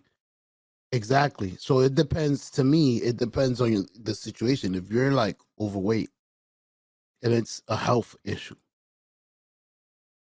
I understand that maybe working out is the healthier way, but you might not have the energy at that weight to even move, or maybe you don't even have the schedule to work out. So yeah, it's a little easier to do the lap band. Now, me, I tell these people, I'm like, I don't know if I'll ever do it. Like I'm not gonna say a little. I'm like in between a lot and little. I don't know what that is. A little bit. I get it. I'm a little bit overweight. Yeah. I don't feel I'm overweight enough to do that or to put myself through a procedure. Well, so I could start eating okay. It'll be a little better for me, beneficial. Yeah. Well, for me, when I was younger, I was like, nah, I ain't gonna do it. That's cheating. That's cheating. And then the more I try, the more it doesn't change. Like, listen, you've been there. You've seen me change physically when we was going to the gym. I didn't see that change. You know what I'm saying? Like, I started seeing the attention shit. I didn't see the change because I still had the gut, and that was what I was gone. But people were saying that it was good. It was leaving and all that shit. But then I was like, yo, the only thing I would consider doing is probably lipo. I wouldn't do the lap band because I don't want my stomach small and I don't want to go through all that shit where you can't eat after you drink. Like, you gotta wait a half hour if you drink something. You gotta wait a half hour if you ate something. I can't do that. The whole, like, I think I'll do lipo just because it'd be like, yo, get rid of this shit, and then I can maintain everything else. You know what I'm saying? I was gonna say that you're gonna have to do the same thing though, because if you do lipo and you pay all that money, it's gonna be expensive. Yeah. And you didn't cut your stomach or nothing. Your appetite is exactly the same. You eat the same, you're gonna be right back. Yeah, but the thing is, like, I'm eating the same, but I'm maintaining the weight, right? And you take this shit off. When I start seeing the incline starting to go back, then it's like, okay, so what I'm doing right now is not beneficial to, like, I need to change. You know what I'm saying? Where it's like, I keep seeing that I'm maintaining. It's like, okay, so at least I'm not going up. You know what I'm saying? Especially when I don't have time. Where hopefully in the future we'll have time, but I asked girls, like, yo, let's see if we can start going again, just to be, you know, right after work we go and shit. I was gonna hit you up about it. I'm asking you. Yeah, but I need like a consistent partner at the gym, because Girl, fuck you, mama. Why not? Nigga, you can't even make it to your own house on time. Shut your damn mouth. No, but you know what I'm saying? Like, I try to come home and do this shit, and I'm like, yo, as soon as I get home, I'm out. Before I started this show today, I was like that on the couch. All right, I gotta start getting ready. Like, I'm a fit. Like, I'm having micro naps and shit. So it's like, yo, you cut that shit out. Like, all right, maybe it'll give me motivation to do shit. You know? Because there's nothing worse than trying to maintain a piece of shit. No, in all honesty. Like, you have a 1993 Honda Civic. They got 80 horsepower. The fucking suspension shot. The seats are fucked up, and it only plays cassette. It don't even play the radio. What? And half of the vents are frozen solid, and you can't get no air in the shit. What? You're telling me that you be like, oh, I gotta put all this work in to get this shit running. But if you had a brand new car, you wouldn't be more motivated to make sure that shit's still perfect? Like, if you that Civic, if you park that shit and you bump into the car behind you and in front of you 18 times, like, well, who gives a shit? You get a brand new car, you be like, yo, I don't park in the street. You know what I'm saying? Like, I'll park in the back where there's nobody. So that way I don't even want the air of other cars hitting my shit. I kind of disagree with you. Because I got this old piece of shit. And I've never worked on cars the way I worked on this shit. Because I don't want it to go bad. I don't want to spend money on you. As soon as the light came up for the oil, I changed it. I finally changed it to the right viscosity. I know that word because of you. But like I said, I kind of disagree, because the older the shit is, the more you want to maintain No, it. Like when I had that Tesla, I don't need to do shit to it. This shit is new. well, you also rented that shit. But what I'm saying is like this car is Oh, new to fuck you. you, Mama Webble. You know what I'm saying? Like if you had this car for 12 years already, I'm pretty sure you wouldn't be working on it the same way you're working on it now because it's new.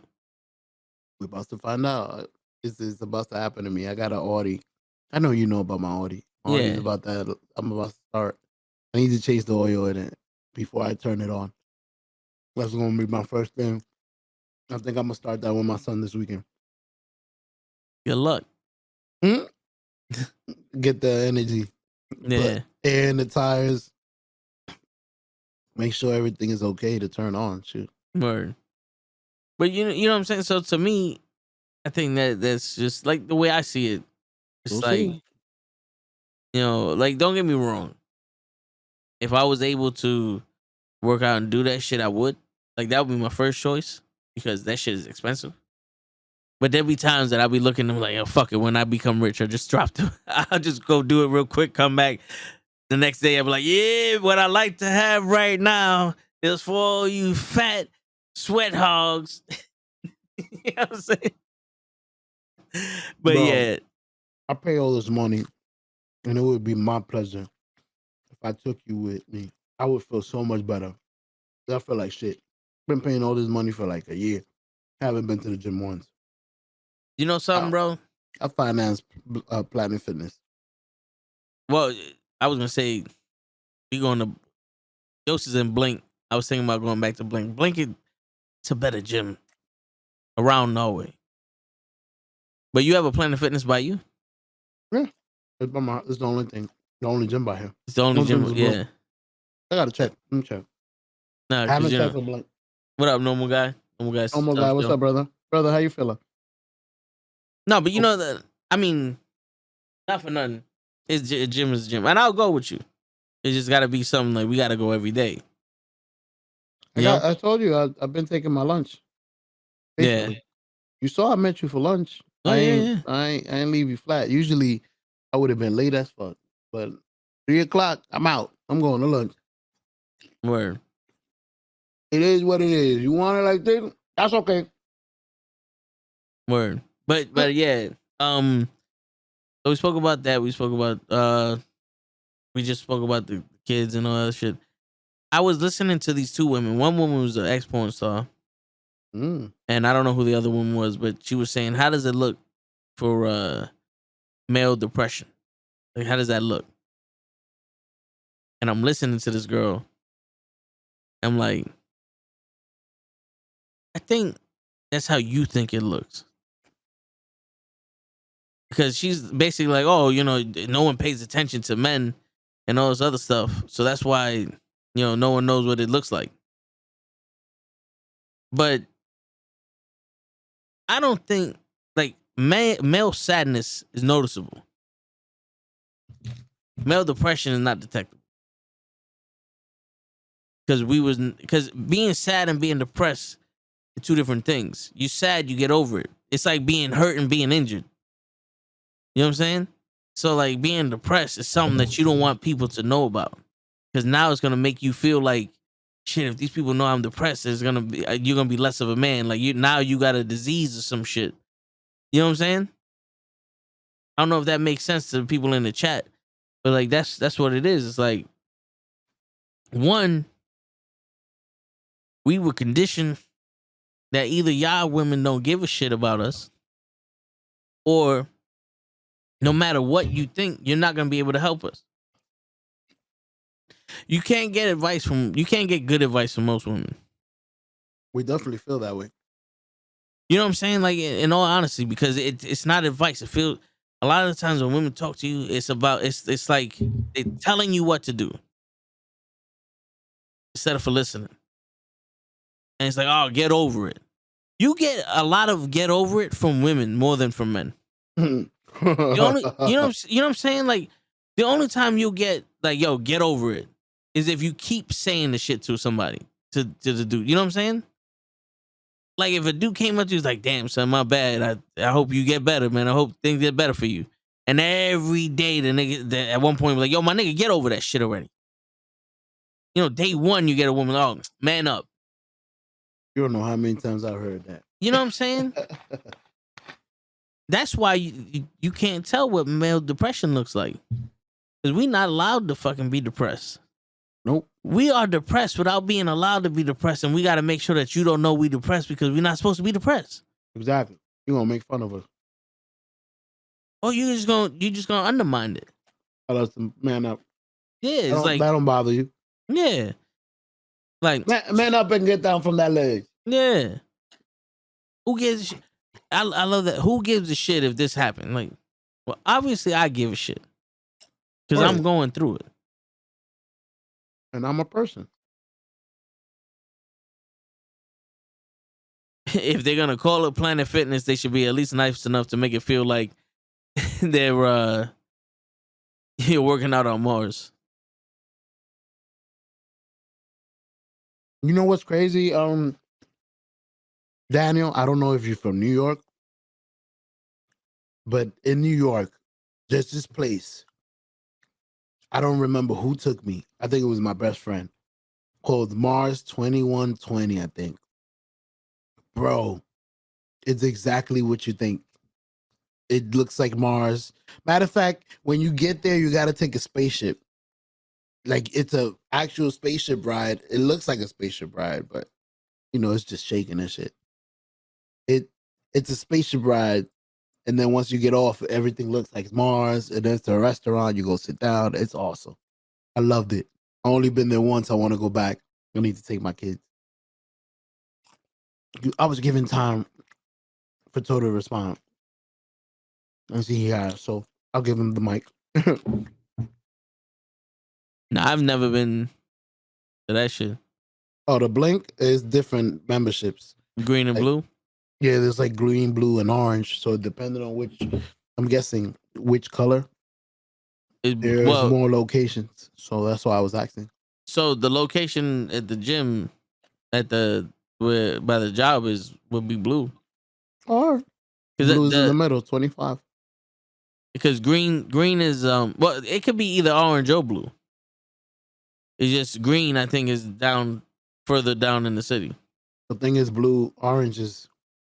This is why orange is one location. One location. So I had to do it only there. No, yeah, blue is certain locations, but it depends, I guess, because it says 95. So it's you have two Harlem locations, 116th and 125th Street, Washington Heights. All other Manhattan locations are only available in Blink Green memberships. So I guess the 95 locations are if you're in Bronx, Brooklyn, Queens, and then the Manhattan is in green. Well, I'm in New York, so I'm in New Jersey. That's why I was a little confused. I don't know if it's just looking here, the 95, or it's looking over there. What? Put in the chat in this thing. What's your zip code? Let me tell everybody, guys, come over. We're having a barbecue. It's one of the narratives society painted. Men aren't supposed to show emotions, even though they're human, and if they do, they're told they're weak. Which is incorrect. Which I like. My wife is actually teaching that to my kids. My kids are very different, which we've bumped head a lot because I was raised a certain way, and we haven't been able to use that with my kids because my wife doesn't like that. So we allow them to express themselves. We allow them to have feelings, and it's because of people like me. You know, we weren't allowed to do that, and now we feel we grow up with a couple of problems. I don't know if I'm normal. Everybody has problems. So if you let them express it, you won't have that issue, but you don't know how to express yourself, I guess. I guess that's our problem. When you don't express yourself. Well, you know something? There was somebody that was saying, it was a guy. He goes, people say that men don't know how to show their emotions. What do men normally show? Anger and like the emotions we like anger and horniness. horny, but like also like laughter and and seriousness. Those are emotions. Those are the most emotions we have. What's that emotion for the alpha? There's a lot of men that. Well, that's arrogance. Machismo? That's self bravado, the machismo and shit like that. You know what I'm saying? That's not an emotion. That's mostly like they said, false bravado, right? So like when I was growing up, and it's crazy because I mentioned this to Krills, but I wanted to say this at one of these shows. When I was growing up, I was a kid. I always had anger issues. I was always mad at something. You know what I'm saying? So that was the emotion I always show, was being mad. You know what I'm saying? And it's like, oh, men don't know how to show that. We do. You just don't. You're not getting the emotions you want. You ever figured out why? Because I kind of was the same way, so that's why I'm asking. You ever figure out why I was always mad? Was there really a reason? Am I tripping? Because sometimes I say to myself, I'll be tight. Yo, what is it? Am I tripping? Like, is it me? Am I going overboard? Am I? Well, not in the moment, because once you mad, it's over. Yeah. But I don't, to be honest with you, I don't know why I was mad. But I always had anger issues. That's why I couldn't go out nowhere. But it's like, then I, growing up, I tried to control the anger, but it didn't always work. I lost a few jobs with my anger. And then Fuck I your was ladders. watching the George Foreman movie. Right? It just came out last week. I was watching it last week. And I'm watching it by myself, and I'm like tearing up because I didn't have his life, but I had the anger issues, right? So me and him, like, he's going through his journey, and I'm like, yo, I feel like I'm going through this similar journey where he grew up and he was mad at everything, always mad, and then he found God, and he lost his anger, but he fed off his anger to do everything. Right, that was his motivator. Right, so when I played sports, my pops would like get mad, and I'll be able to hit the ball, and it'd be like turning up a level or so. My anger and shit. I can picture Show getting mad one day in the truck, like, fuck all y'all, I'm going home. Ain't nobody getting their packages today. Shit, Show wish he could do that. But yeah, so like, and then my mom, like, I realized, like, yo, my mom passed, and all that anger it wasn't anger anymore. It turned into hate. You know what I'm saying? And then I used that hate at the gym. And that was probably one of the reasons why I kept saying, bro, if I was the person I was however many years ago, you would have liked me a lot better. Remember when I kept saying that shit to you? I said it a couple times on the podcast also. But, so it was like, because I realized, like, yo, I had that hate. And then we start doing the podcast, and specifically, meeting y'all and doing the wrestling shit, and then all the, the comic book shit, and being able to find myself again, right? And going to these shows. By the way, the Celtics just won. Normal guy hit us up with the update. And going to these shows and being myself, and then seeing, like, all right, y'all people accept me for who I am. It's like all that hate's gone. So now I have nothing to feed off of. Before I used to feed off the anger. Then I used to feed off the hate, and it's like, that's just like it. I literally, like, I'm genuinely no longer an angry person.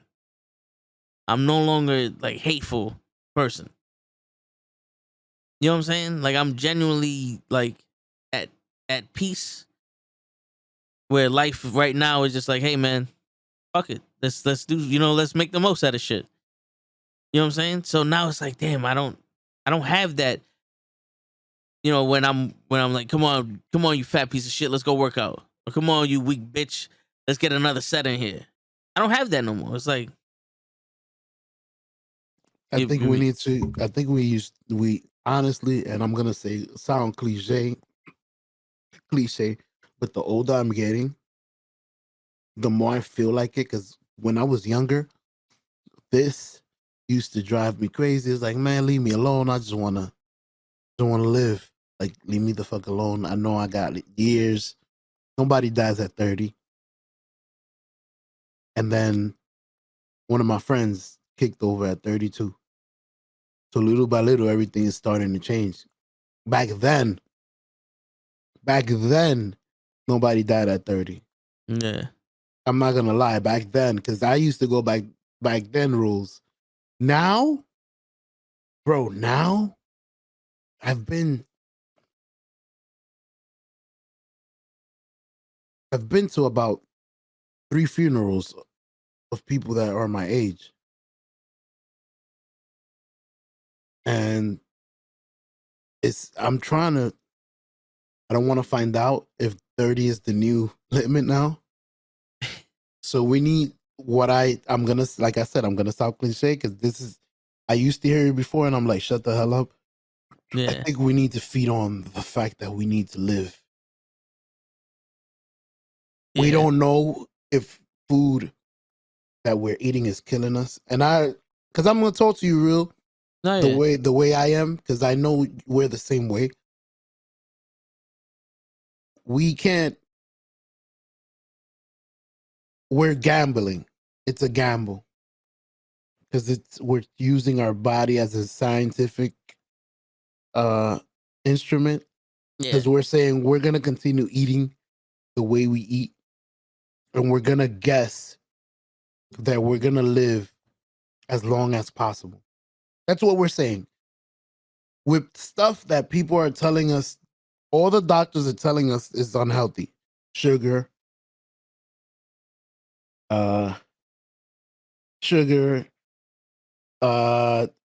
everything. Sugar is a big thing. High processed food. Everything they're telling us is bad. We're gonna gamble and say we're gonna continue to eat that because we don't know that. Well, not that we don't know what you're saying is right, because we've seen it. We've heard of other people die of it. I know an uncle that had diabetes. Yeah.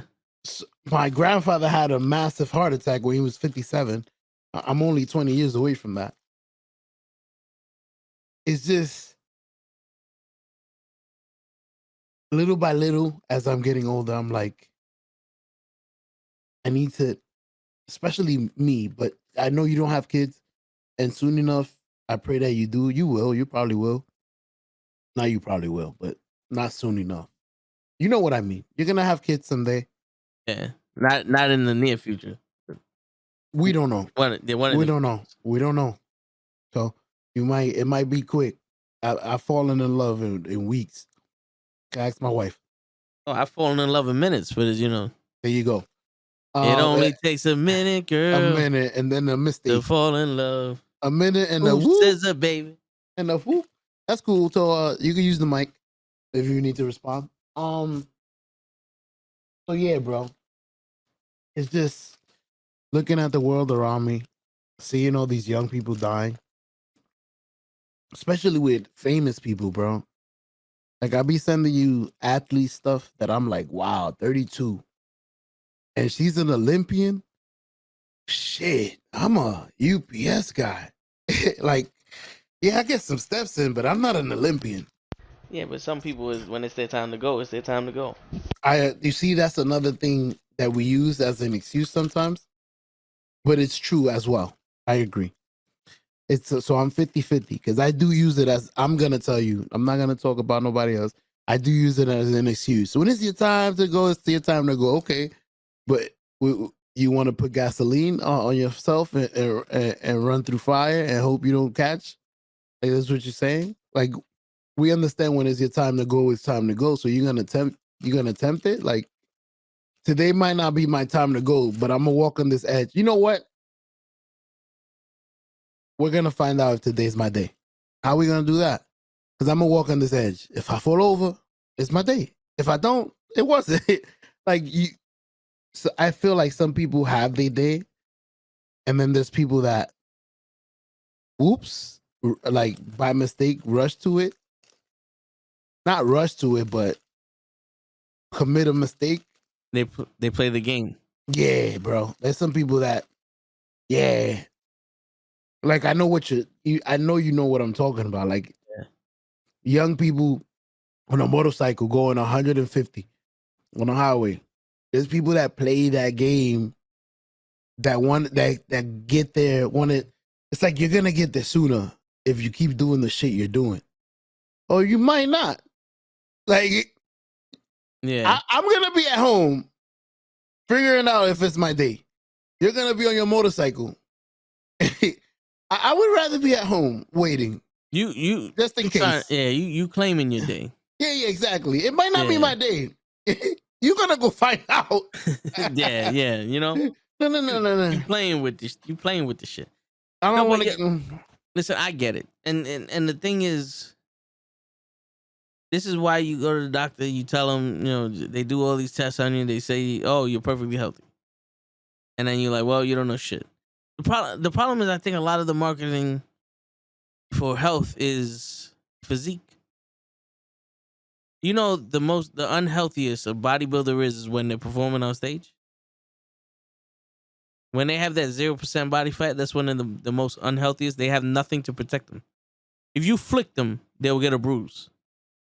There's the fat. You need fat in order to protect you. It's that layer of cushion and shit. Marius Thompson died at 32 or 33, the former Broncos wide receiver. Yeah. Shit. But you know, that's the thing though. It's like, I understand people like, yo, I'm trying to be healthier, and Krills, you know, he changed his diet. Now he's, you know, trying to go natural with the greens and all the other stuff. And yo, I get all that. And I get vegans like, yo, you know, I want to do vegan because, you know, we're not supposed to eat meat and all this other bullshit. But I also subscribe to the notion of, I think all y'all full of shit. I know. That's why I said we live on the edge. We're gonna find out if you full of shit. Yeah, with my life. Because you see the Krill sent us a video. This guy's like, oh, I take this flower, and it's supposed to help you with your libido and your sex drive and all this, and it, antidepressants, but it doesn't do this to you, it doesn't do that to you, and those other shit. It's like, all right, that's cool. And he's like, I've been taking it for 20 years, and you can see in his face, like, he got, you know, he's happy and shit. But I'm sitting, I'm like, yo, I think you're full of shit, bro. I think you're full of shit. What are you trying to sell me? Yeah, because here's the thing, man. This flower has all these things that are inside antidepressants, but none of the bad shit. What's the bad shit? You named all these things that antidepressants have that's in this flower, but none of the things that make you go limp, that you know, that prevent you from getting a hard on, the shit that prevents you from committing suicide, the shit that prevents you from getting acid reflux or diarrhea or any of the side effects. You're just saying, look, this has all the good shit that's in the antidepressants and none of the bad shit. What's the bad shit? You can't identify that for me. And also, if this one flower can do, this is why I think they're full of shit, because you had Dr. Oz promoting this cocoa senso bean that if you ate this shit, you lost weight. And then he went to court because he was lying about that shit. And it's like, okay, but this one flower can cure antidepressants. No one in the history of niggerdom has ever seen this flower before, but you've been taking this flower for 20 fucking years, and it has the same properties that are in antidepressants, but no scientist has ever used this flower for fucking antidepressant. I always wondered that. You know, like, stepped outside and said, "This flower, can we examine it?" You know what I'm saying? Like, here's the thing, though. No one has ever went, yo, we're making a drug, and we need all these things for all the antidepressants, but for some reason it's doing this shit. Well, this flower has all that stuff. Well, let's try the flower. So now this drug has the flower in it. So now you don't have any of the side effects. You're gonna tell me that I'm gonna sit here and believe that all these drug manufacturers are making shit to kill you or to give you halfway shit when all they need to do is milk a flower? I'm sorry, it's cheaper to fucking milk the flower than it is to get all that other shit, and you could charge the same fucking prices. Oh, I was You're gonna say we stupid. don't make money off of that. Yeah, but you stupid if you want me to believe that these motherfuckers are not gonna go, well, fuck it, let's plant our own fucking flowers and use this shit. It's cheap. Like, come on. Go to Bangkok, the jungle, fucking Saigon, Korea, whatever. Buy the fucking heroin, bring it in yourself, sell that shit at wholesale prices, 100% pure. Make more money that way. I just watched American Gangster. Come on, Frank Lucas knows what the fuck he's doing. You know what I'm saying? Like, it's. I find it hard to believe you're the only nigga in the history of niggerdom that found this shit out. And because you said flower, now all of a sudden everybody gotta believe you. Who the fuck are you? Who the fuck are you? And he's like, 25 studies. 25 studies in a 20-year span, you've been taking this shit. Get the fuck out my face. Bro, I watched 87 videos on my gimbal. You only did 25 studies in 20 years? I bought the gimbal 2 days ago. And who do you test this on? You know what I'm saying? Like, you never see any of this shit. You know what I'm saying? Like, you never see anybody talk about this shit before.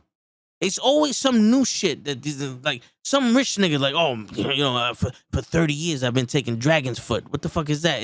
It's a special flower that only gets fucking grown in Uganda and you gotta get it flown in, but everybody should take it. It cures fucking hair loss, shortisms. If you have a hump on your back, it takes it out. It fucking cures cancer and all that other shit. But niggas won't tell you. How do you know? How the fuck you got to Uganda? You know what I'm saying? Like, how did you find this shit? You pulled it out your ass. Two, what doctors do you know that fucking told you? What scientists told you that this shit literally does it? You're full of shit. You're full of shit. And I'm sorry. Because I've never in my life. Ever. Bro, I can show you all the fucking pills I got over here. All the vitamins I got in this fucking, on this shit here. And I showed it plenty of times. I got vitamin D. I got a multivitamin. I got fish oil. I got choline. I got B12, B6. I got magnesium. I got some other shit. I got Byron. All that shit. I've taken them shits for months. And I have not taken them shit for months. And I feel the same fucking way. It's not, I don't think it's a feel. I think it's like, I'll equate it to a car because I've been equating my body to a car. I feel like not putting the vitamins in, it's like not putting the adhesive to your oil, the Luke oil. Like, your car's gonna run fine.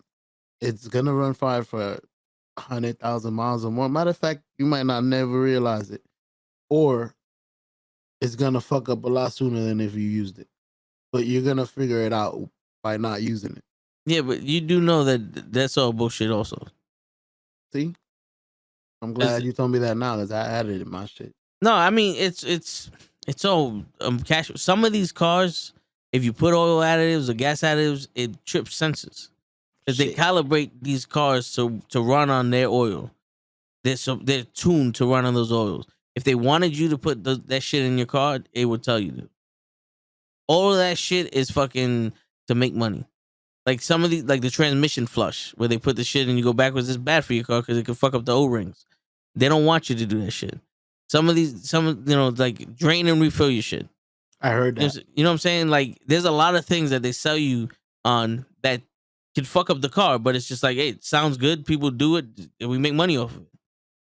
And that's even bad if you don't do it at the right time. Like, if you do it, buy your car new, and you do it at the certain points that you're supposed to, I think it's 60,000, 100, then it's great. But I heard if you go 150, like my car right now is 150.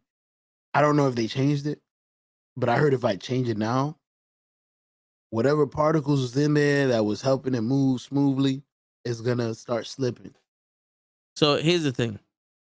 The thing with oil, transmission fluid, I don't think sludges up. But the thing with oil is that it lubricates, it cools, and it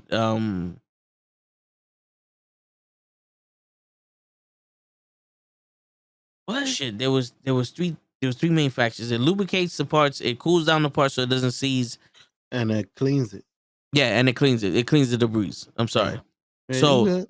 so now engine oil, because of the additives they put in it, it sludges up. So it turns into some kind of mud. Right? Mhm. So if you don't change that, that's just gonna clog all your shit and you're gonna fuck up. You're gonna have to rebuild your engine. Now Wow, with damn. transmission fluid, it has what's called weight to it. They're all like 5W30. You know what I'm saying? So it's a 5 weight oil in the wintertime or when the car is cold. Then when the car heats up, it thickens up to a 30 weight viscosity. So that way now it's like, okay, it's thin enough to get through everything just so that we can get everything moving. And then when the car, heats up and heat makes shit expand, it's thick enough to go through all this other shit. So now it can maintain the shit, right? Mhm. So your transmission fluid, let's say it has a certain thickness, but you never changed it and it lost its thickness. Now you drain it and the things are they learn how to move through that thickness. You put in a thicker weight oil, it's gonna be harder for that shit to move. You know what I'm saying? Gotcha. It's used to something, then you come and put Yeah. this clean, smooth oil, and this shit that been Yeah. pushing is gonna push through this light oil. Ah, Yeah. shit, we're slipping. Yeah. There's sometimes that changing shit fucks it up, but it all depends on how you take care of your car. See, now Mhm. this is your car, like you want to equate it to your body. The way you take care of your car is the way your car is going to react to it. So if you change certain things and you didn't change it before, it's going to fuck up the same way. If you always live your life doing this one thing and you change it, you're going to fuck up. Yeah, but at the same time, it depends on what it is. Because if you always used to put Walmart oil in your shit, I know it's a myth. Because I've seen a couple of tests of how oil goes through stuff. Well, Some oils are better than others. the sticker. All you need is that sticker on the oil, and it passes the bare minimum requirements for your car to use it. So any oil would be. Any oil with the sticker that says certified, it meets the bare minimum requirements. So you can put the cheap oil in there, and it beats the bare minimum requirements. So it does the job. The expensive oil has additives that one could either prevent it from sledging up. It could last a little longer. It could help the filter out and all other shit. That's the difference between the oils. Perfect. That's a perfect example of food. You have oil that you could get by with in your car, and you don't know. You got a new car. You assume or not assume. I'm gonna use this cheaper oil to save money because I got a new car and I should have life. And I don't know. I don't think this oil will take. I don't think this oil is gonna damage my car in the long run. That's what I meant to say. Sorry, I'm losing my words. No, I get you. Or you could get your new car and start saying, I'm going to start using what I use. I just put Mobile One. I'm going to use, even Mobile One is like middle tier because I know there's others like pen oil. That shit was expensive. Yeah, you got Pennzoil, Mobile One, RTS, Bosch oil. There's Valvoline. Mm-hmm. Valvoline is the cheapest, I think. Yeah, that and some other shit. It's at STP. Got you. That's the cheapest too. Yeah, those are the ones I used to use. So that's how I equate it to the body. You could get a new car, which our body is relatively new. I'm gonna say we're about 10. I'm gonna say we're like a car with 100,000 miles. yeah. We're not old. We still got about 50, 60,000 miles left. And after that, we might be able to, depending on how we take care of it, we might be able to make it to 200 or 300. Yeah. So now that you got your car, like, are you gonna start putting like we need to start? We're having the discussion like we need to start putting Mobile One oil instead of putting this cheap shit, this Walmart shit that doesn't have any additives. I wonder if there's any. Maybe that's the issue with us. We have either we're not informed. Well, I'm not gonna speak for you. I'm gonna speak to me. For me, I'm not informed as to what is important and where to get it from as food source. Yo, in this country, I don't think there's a place you could get the food source you want. Like real, that's what I'm saying. Real shit.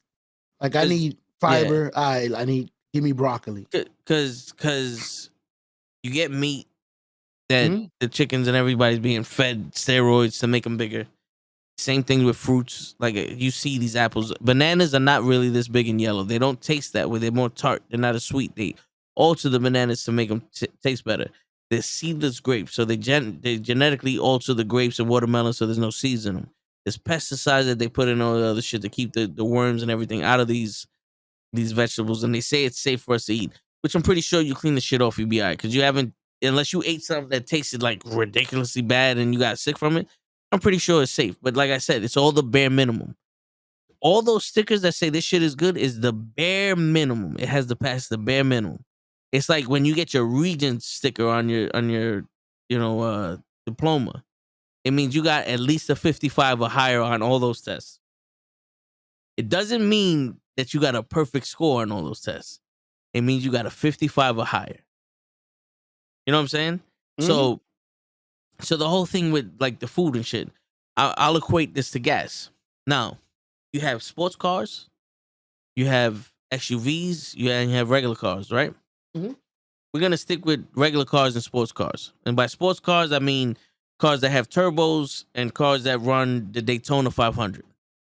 Ferraris. Yeah, because those and regular cars, what we drive, they play a major factor in it. You have the octane in the gas. You have 87, 89, and 93. Right? You know what octane is? The purpose for the numbers? The rate that your engine burns it? Yeah.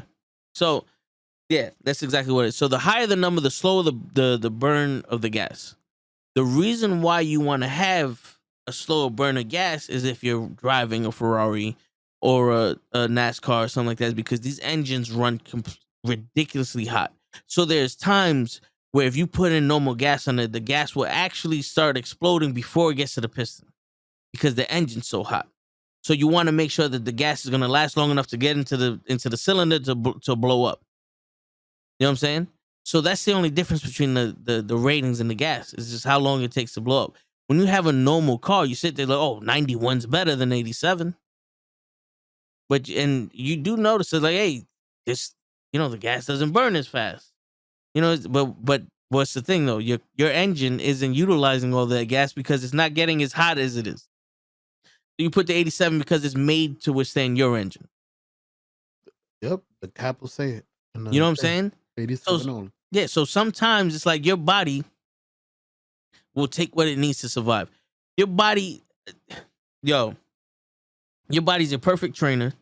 And I honestly think the body is designed to be the perfect machine. Yes, there are some people that destroy their bodies. And, you get the kidney stone and all that shit. But I think that's a mixture of stuff and not just one thing. You know what I'm saying? Because it's like, there's people out there that eat candy all day and their teeth are fine. But then there's other people that don't really do nothing, their teeth are fucked up. You know what I'm saying? Like, or people that drink water all the time and all this other shit, but then they got liver problems or kidney problems or high cholesterol and all that other shit. And then there's people that drink soda every day and juice and all this other shit, and they're perfectly fine. It's a mixture between activity and what you take. Now, yeah, can you be perfect and eat the healthy shit that everybody says and do all this activity and live perfect? Yes, you can. And then you can still die of a heart attack. Agreed. Because your body is not like, life isn't made of consumption and waste. Right? So it's not like you eat this and then you work out and then you eat it and you waste it. Because you're missing one of the most important parts is the rest. Right? So you can put your shit through so much stuff, but if you eat at the wrong time of the day, you're putting more strain on your heart. If you don't get enough rest, You're straining your body. You're straining your mind. You know what I'm saying? Like, there's so much shit when it comes to it. It's like you can afford to do right on one thing and then do what you want on the other. Especially when it's like there's sleep studies that show when you have lack of sleep, your brain starts getting these, for lack of a better term, it's almost like brain worms, where you start hallucinating or you start like not functioning right and all this other shit. And when you go to sleep, it actually clears that shit out. So I said don't drive. Yeah, you know what I'm saying? So it's like there's actual things that's beneficial. Like sleep has been around. Your body, it 100% needs it. There's still people out here convinced that we're not supposed to eat meat when we get our protein from meat. We get our BCAAs from meat. You know what I'm saying? There are We get a other lot ways of shit. though. No, there are other ways, but they're not as potent. No, they're not. You know, and then it was like, oh, people like, oh, drink almond milk. It's better for you. But it's not better for the environment. It takes what, 5 gallons of water to make almond milk? 1 gallon jug of almond milk? You can't milk an almond. You know what I'm saying? Like, but like, oh, don't drink the regular milk. You need the moo cow fuck milk, bro. It's milk that comes from a cow. You're gonna get skim milk for what? Oh, it's healthier. Is it? You can't tell me if milk is healthy or not. But I can tell you sleep 100%. You need it. Look at show. You know what I'm saying? That's why. Listen, man, I don't claim to be an expert on shit, but there's some things that I hear. I'm like, I don't know. I think this is bullshit. I think that's how we live with a lot of things. Yeah, people are losing hundreds of pounds eating McDonald's every day. Hmm? And they're not dying on a rate that fucking people that work out like crazy. There's not a lot of studies. That's the thing. There's Yo, not millions of studies of putting in people to eat McDonald's and seeing what it does to them. Yeah, but you know what? There's thousands of studies that show activity is what causes your body to be a certain way, not what you eat. And I say this because of sports athletes.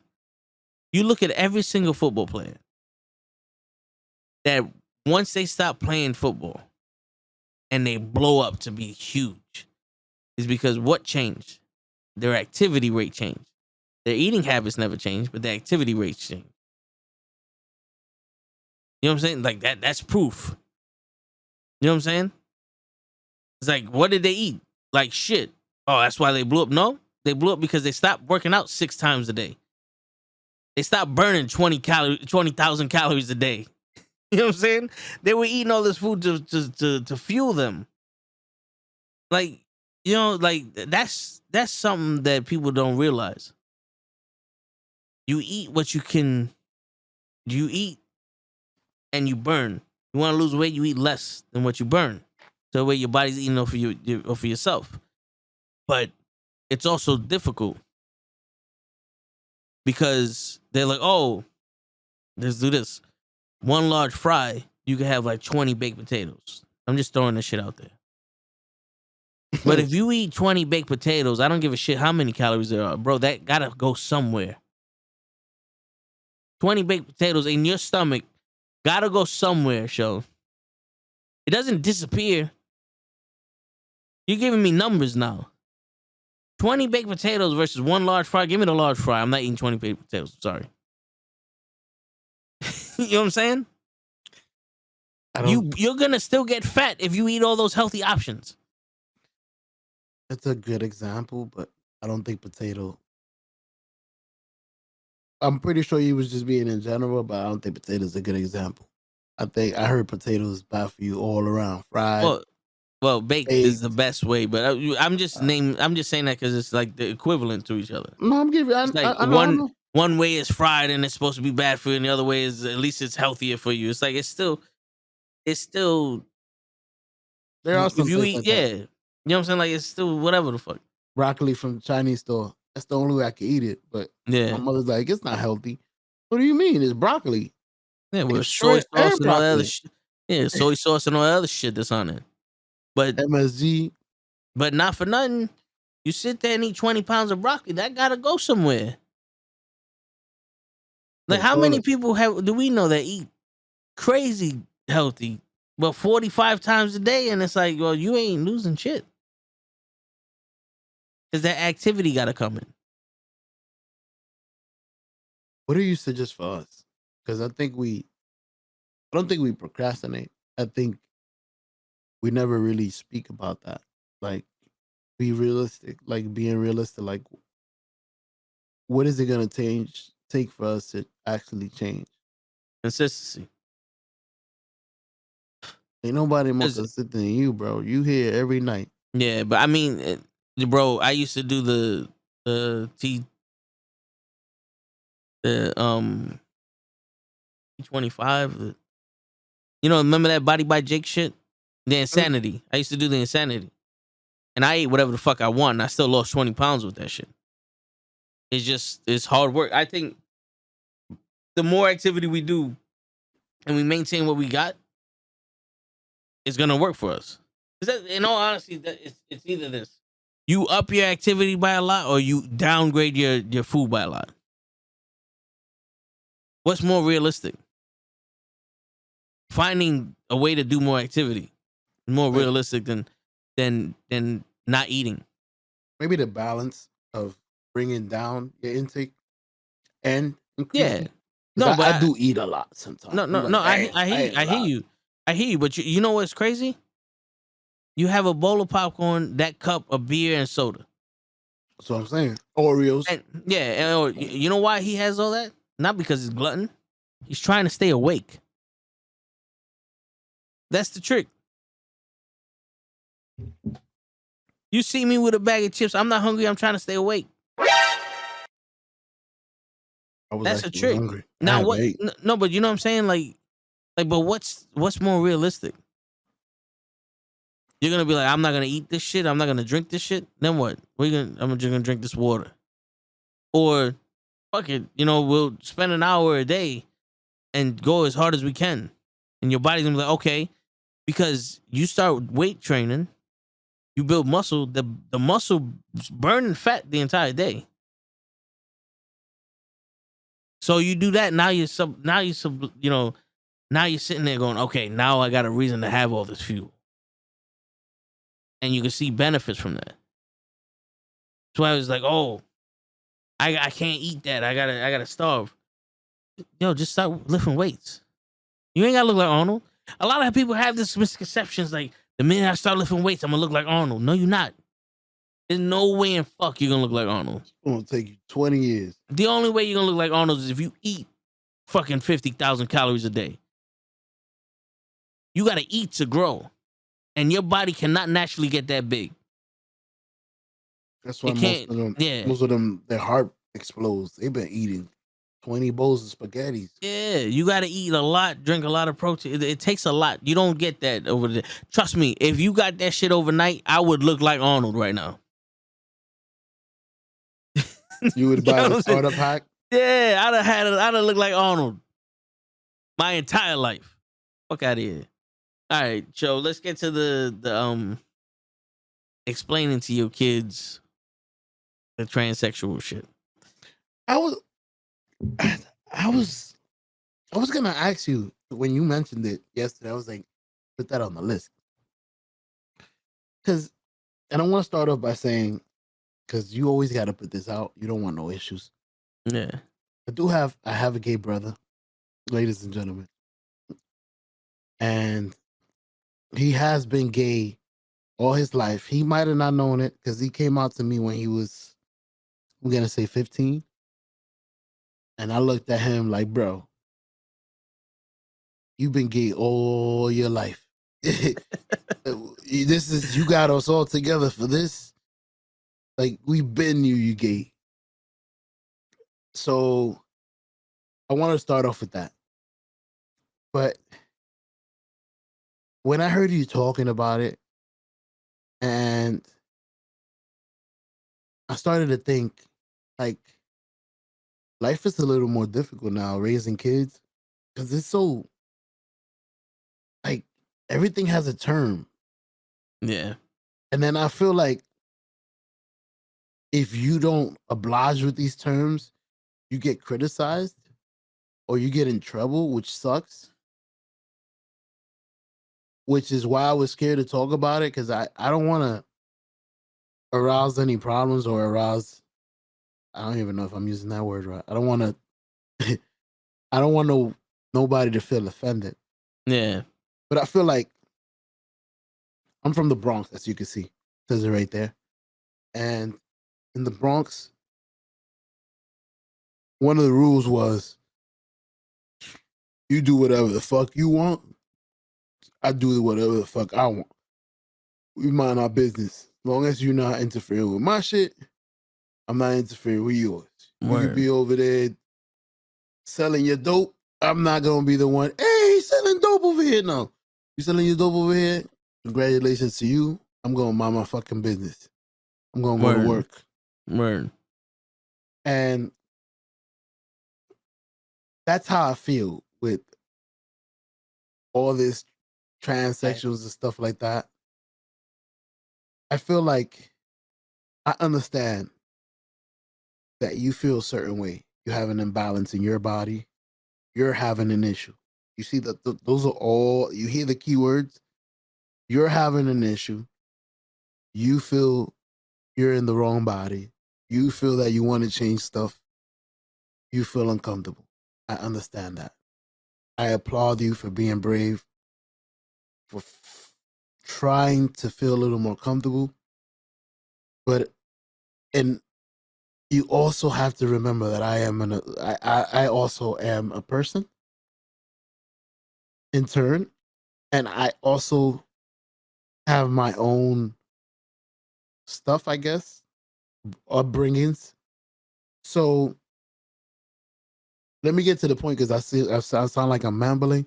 What I'm saying is, No, say what you gotta say, bro. Okay, I'm gonna say what I'm gonna say, and I'm gonna say it this way to be nice. If you want to be, because you're making it so difficult for the way when I'm raising my kids, because I gotta explain this to them and I don't know how to. So it's a little difficult because it's everybody. This whole society is making it difficult because we don't know what's what, and it used to be so fucking simple, and it still is to me, because I keep it funky. Like I said, y'all want to cancel me? That's fine. I'm not saying nothing bad. What I'm saying is, I'm gonna put it to you like this: if you want to be a chicken, if you woke up tomorrow and you said you wanted to be a fucking chicken for the rest of your life, from today on, I'm gonna be a chicken. I'm only gonna eat corn. I'm gonna walk on the farm. I'm gonna make the little neck. Who the fuck am I to tell you don't be a chicken? I'm no one. Go be a fucking chicken if you want. But when they ask me what you are, don't fucking force me to say you're a chicken. You're crazy. Yeah. Like, don't involve me in your shit. Like, why are you involved? See, this is where the Bronx comes out and it pisses me off. Now you done got me involved in your shit.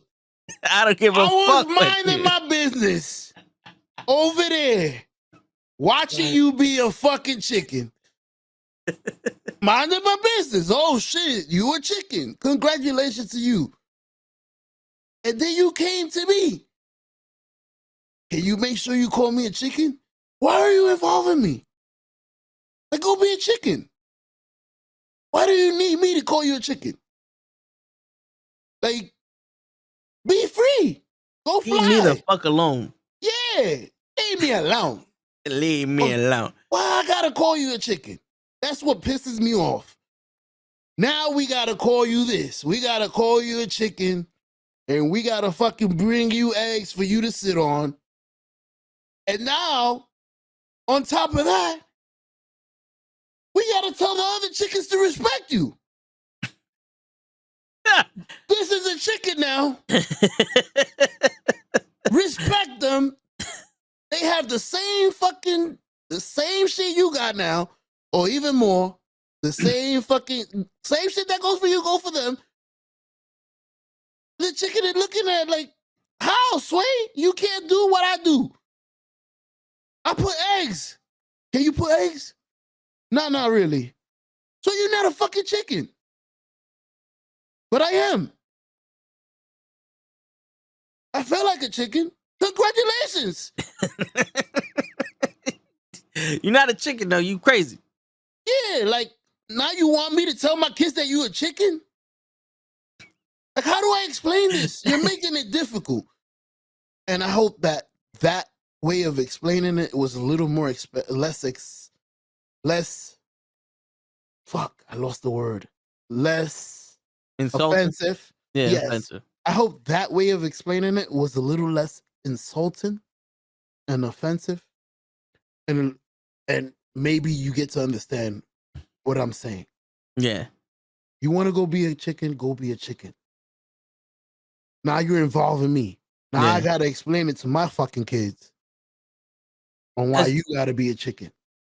Cause I mean, listen, I don't have kids, but I can. Oh shit, made of rubber. Who made a I thought that was Daniel who said that shit. That was a while ago. My bad. Anyway, I don't have kids, but I can imagine explaining to kids, why is this man a woman? Because he feels like a woman. But what does that? Why does that make him a woman though? And it's like you have to explain someone's feelings. And there's no, it's hard to explain how someone's feeling to a kid that barely knows what facts are. Right. And you opening them up to this view that you might not even agree with. Yeah, no like offense. No, like, so the thing is, it's like, yo, it's hard to explain it, but like you gotta respect, like you gotta teach him, like, yo, listen, just because he, as what you see is that he feels like a woman, it's okay for them because there are people out there that feel like that. I feel like that's the only explanation you give a child. Because you can't sit there and like, why is that man a woman? I don't know why that man's a woman. No, I don't. But I don't know how he feels. He feels like there's something about him that makes him feel like he was born, so he was supposed to be born a woman. And there are other people that are out there like that, and we gotta respect. We can't, like, it's like that's what you're gonna see when you're out here. You know what I'm saying? Like, and it's weird because in preparation, as I was watching the video, I'll tell you about the video because I know you want to say something right now. No, go ahead. Tell you about the video later. Oh, no, I was gonna say it's over. No, because I was saying you got to tell them like they feel like a woman. You got to be like, it's okay for them to. I was gonna say I that part of the explanation I never had an issue with, because I agree that's the part of the explanation that I most agree with. This person feels uncomfortable. He feels like it's the opposite sex. So instead of continuing to be uncomfortable in the sex that they're not comfortable with and they'll probably be miserable with the rest of their life, they decided to switch over, which is dope. That's brave. That's not the issue. Yeah. The issue is when your son asks you, okay, daddy, so is that a woman? Honestly, that's the way I have the issue, because especially if I'm next to, let's say we're next to a transsexual and this conversation is happening next to him biologically, and I tell my son, no, this is a man. He can't have kids. He has a dick. Even if he cuts it off, he still can't have kids. This is a man. Do you think this person would be cool enough to be like, I agree with that. That's right. No, I feel like a woman. I'm a woman. But you're not. Yeah. Like, that's the part that I disagree with. Yeah. Like there's some that would agree with, but like the numbers, yeah, they'll get offended by it. Yeah, like, why would you get offended with something? You feel like you're a woman. This is your life. Go live your life as a woman. I don't want to have to confuse my son with biology. You're a man. You can't have kids. I want my son to know that. Why are you offended by that? And see, this is where I would say, for the sake of that argument, let's make a third gender. You know what I'm saying? Where it's like, you tell your kids, like, is that a woman? No, it's not a woman. This is a transgender. Oh, that's dope. You know what I'm saying? Male, where it's like, female, transgender. yeah, because here's the thing. It feels like a woman. It lives its life like a woman, to say it's a man, I can understand them getting disrespected or feeling disrespected. It's like I spent this whole time and all that to change into a woman because I feel like a woman. I'm not a man. I get it, but because biologically you're not a woman, and we can't tell this kid you're a woman Yeah. because you don't have the fallopian tubes, you don't have the process to make the eggs or to hold the sack of a baby. Like you can't physically give birth. Why wouldn't there be like this is transgender? I agree. Wow. That's again, man. You've been back to back. You've been hitting them in a row. Ooh, that's a good one. I mean, that would be dope. Everybody that switches over, would there have to be a criteria? Well, we do apologize. I'm going to repeat for the people listening on Amazon, listening on YouTube, on Spotify. We are not no experts on this, and we're not transgenders, so we don't know how they feel. We would gladly have one on the show if they ever want to join. I mean, I know there's a couple of wrestlers that maybe we could get some on the show. Yeah, but please do not feel like we are experts. We're just having a conversation amongst two men. I just got to put that disclaimer. No, I hear you. I don't want to think people are influence people. Yeah, and this is not a conversation of disrespect. This is a conversation of one, we're asking the question, and we're trying to answer the question ourselves. But two, it's like trying to make sense of something that you can't make sense out of. Yeah, it's two sides to a seesaw. Yeah, and also this, like I said, this is someone's feelings, and but we got feelings too. Like we need to talk. Like, how do we make you comfortable and us comfortable? Because you notice when people go, what was it, 1447 is when we gained our independence from Great Britain. Mm-hmm. So correct, Coach. When we turned around and said we no longer want to be a part of England, and we went to war and we segregated ourselves from England, we beat the war, we became Americans, and America became its own country, right? America. We wasn't sitting here going, we're not English no more, but we're UK. Like, no. We're America now. We completely changed the name of the country, the citizenship of this country, and everything when we defected, when we migrate, when we left the UK rule, right? There's a word to that, and it's on the tip of my tongue too. Yeah. So like logically speaking, you would think it's like, okay, since you're leaving the male gender and you can't be the female gender, you can make your own gender. Maybe I wonder, that's just why I gave the disclaimer. I wonder if they would even agree to that. Because what you're basically saying is, and I just thought about it now, I want to be a chicken. All right, well, you're not really a chicken, so we're going to name you a lion. But wait a minute. I don't want to be a lion. No, but the thing is this, like, think about it. We do it for everything.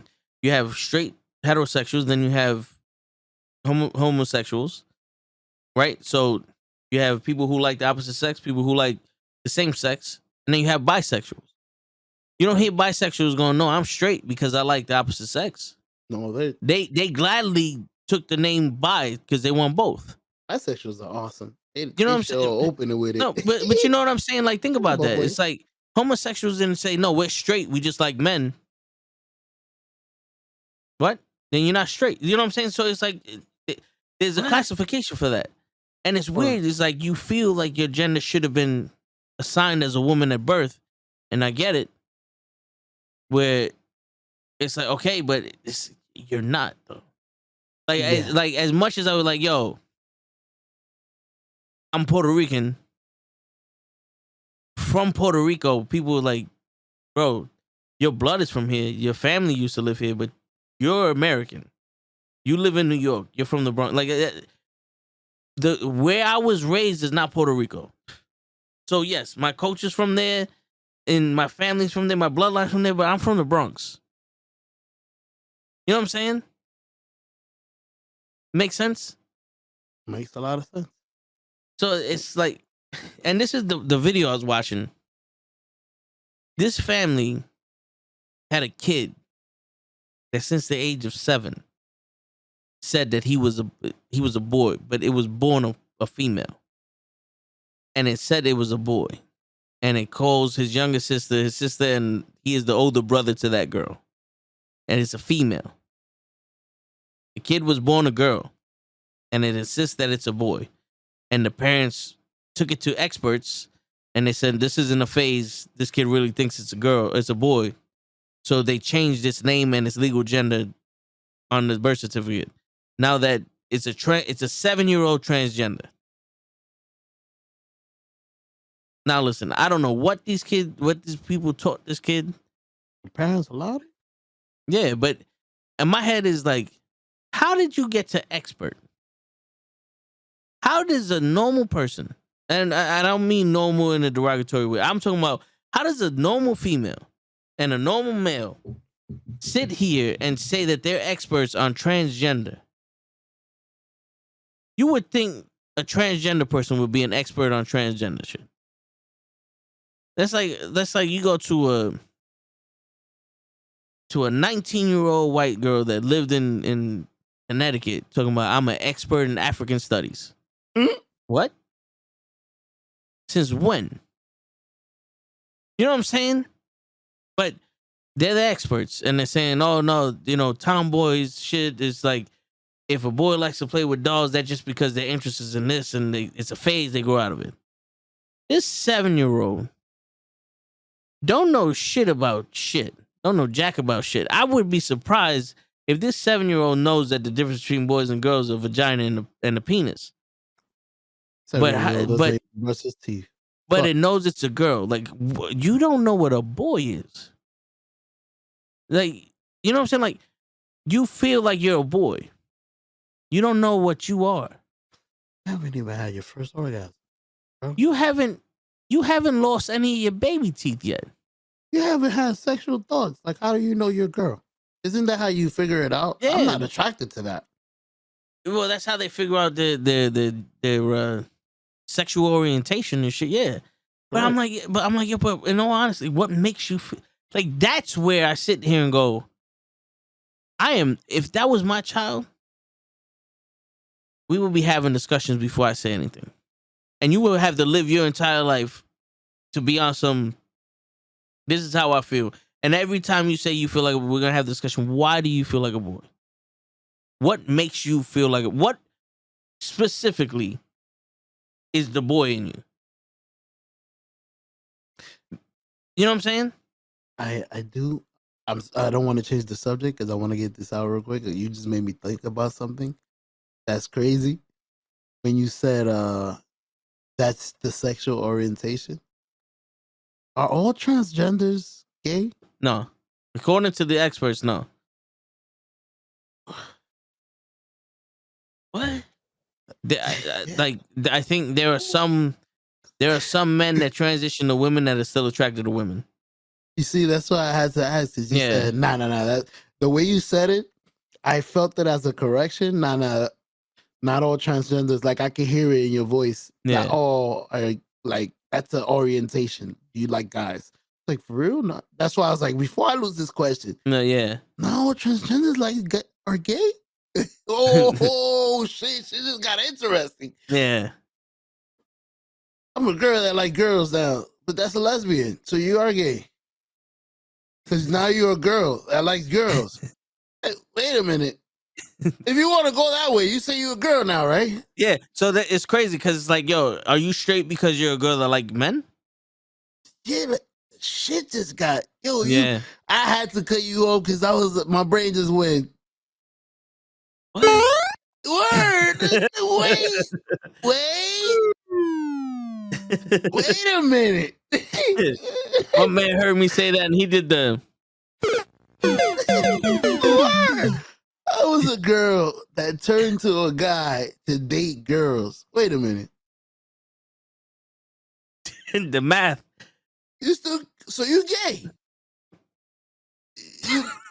You a girl that likes girls? Nah, I'm a guy now. Man, Stop playing with me. You gay. Yeah, and you know what the crazy shit is? We mentioned this earlier, where it's like if a guy turns into a girl, they don't have the physical parts to give birth. If a girl turns into a guy, they don't have the physical parts to get an egg fertilized either.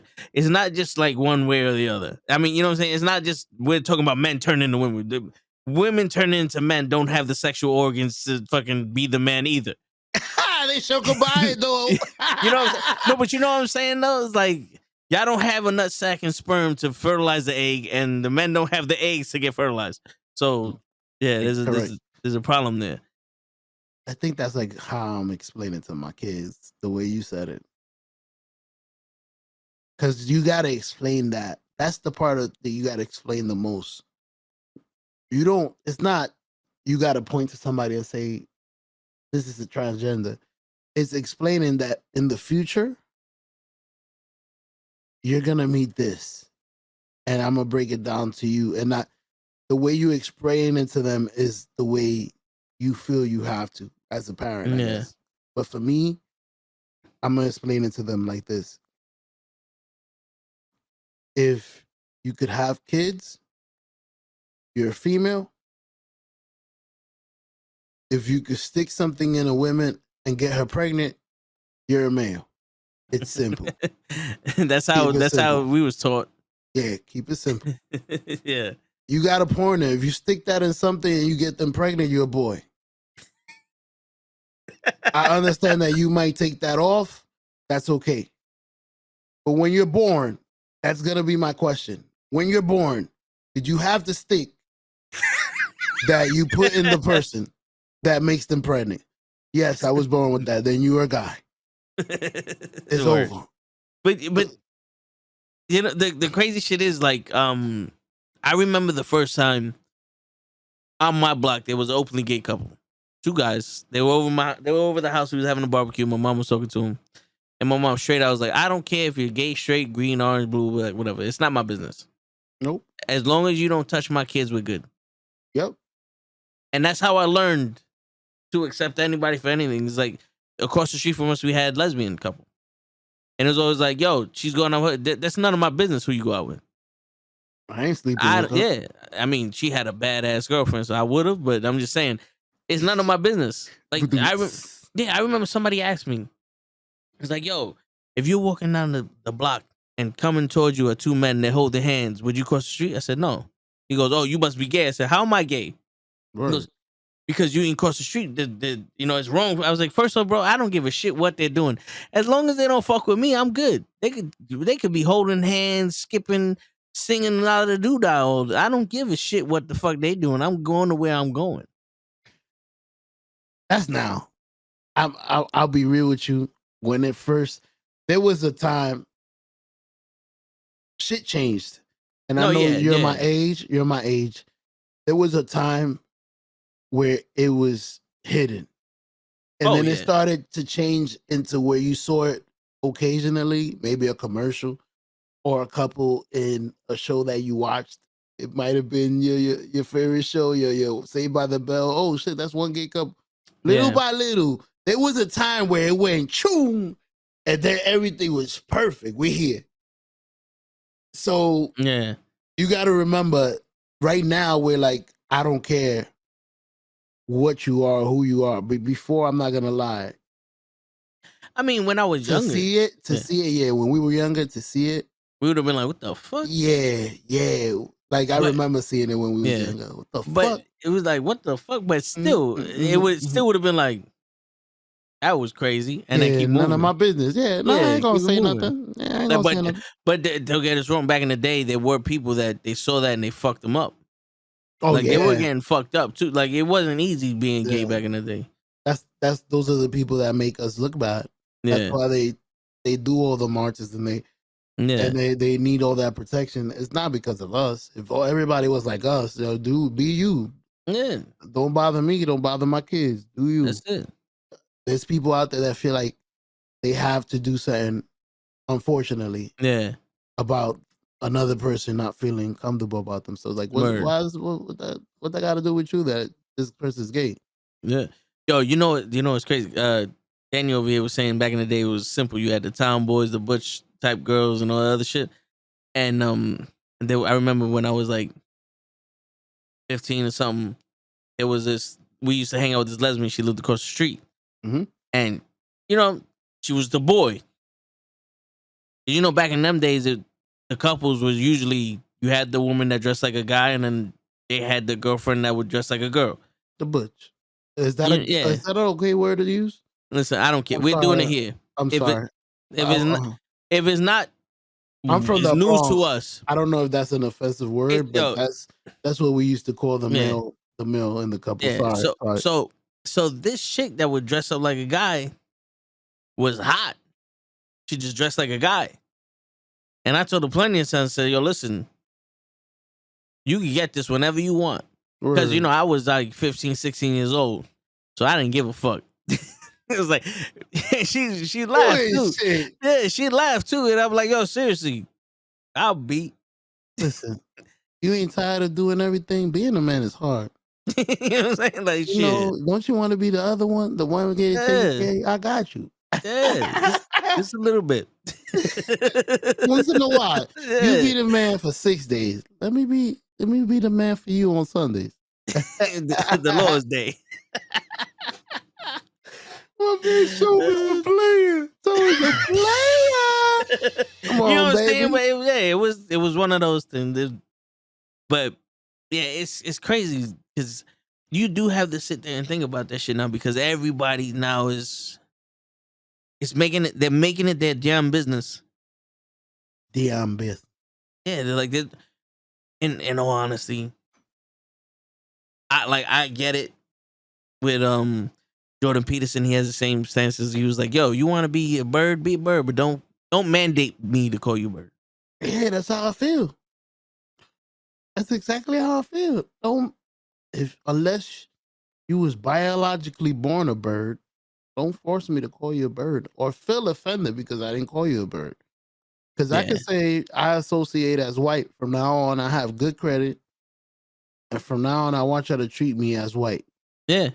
I'm going into the bank. Sir, you black? No, I'm white. I actually get offended. Stop calling me that. It's like, and no one, weird. And no one would take you serious. Word. It's crazy. I make that joke all the time. Like, yo, I identify as 6'11". Everybody laughs at me. Like, what the fuck is the problem? Word. Why y'all laughing? I mean, that's allowed. What's up?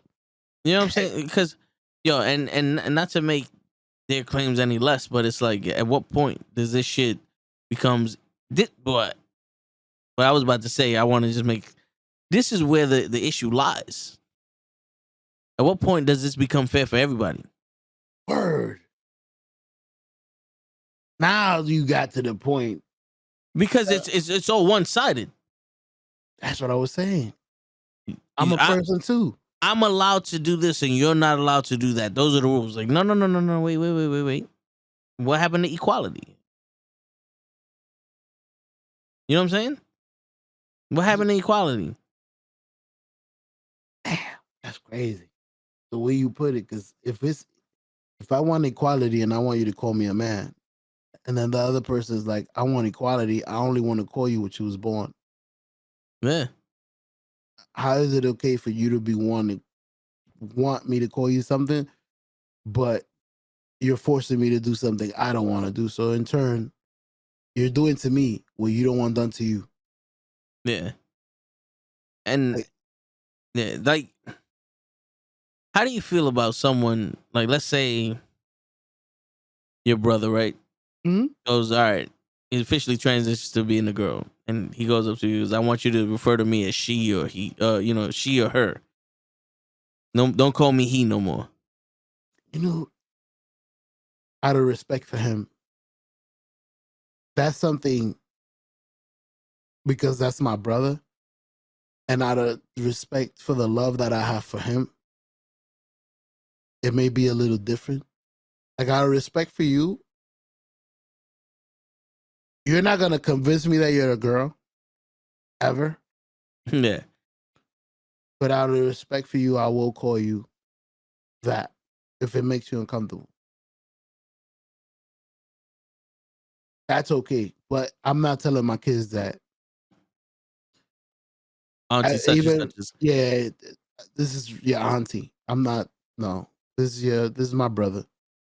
Even though the funny thing is, this is why I smile. I love my brother because he's an easygoing gay. He's not one of those. It's like religious people, and I'm sorry to be offensive.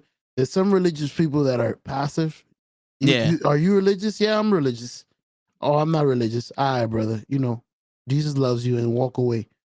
And then there's that religious person. Yeah, you sure? Every word of the Bible. This verse. Yeah. So it's the same in thing. the Corinthians 770.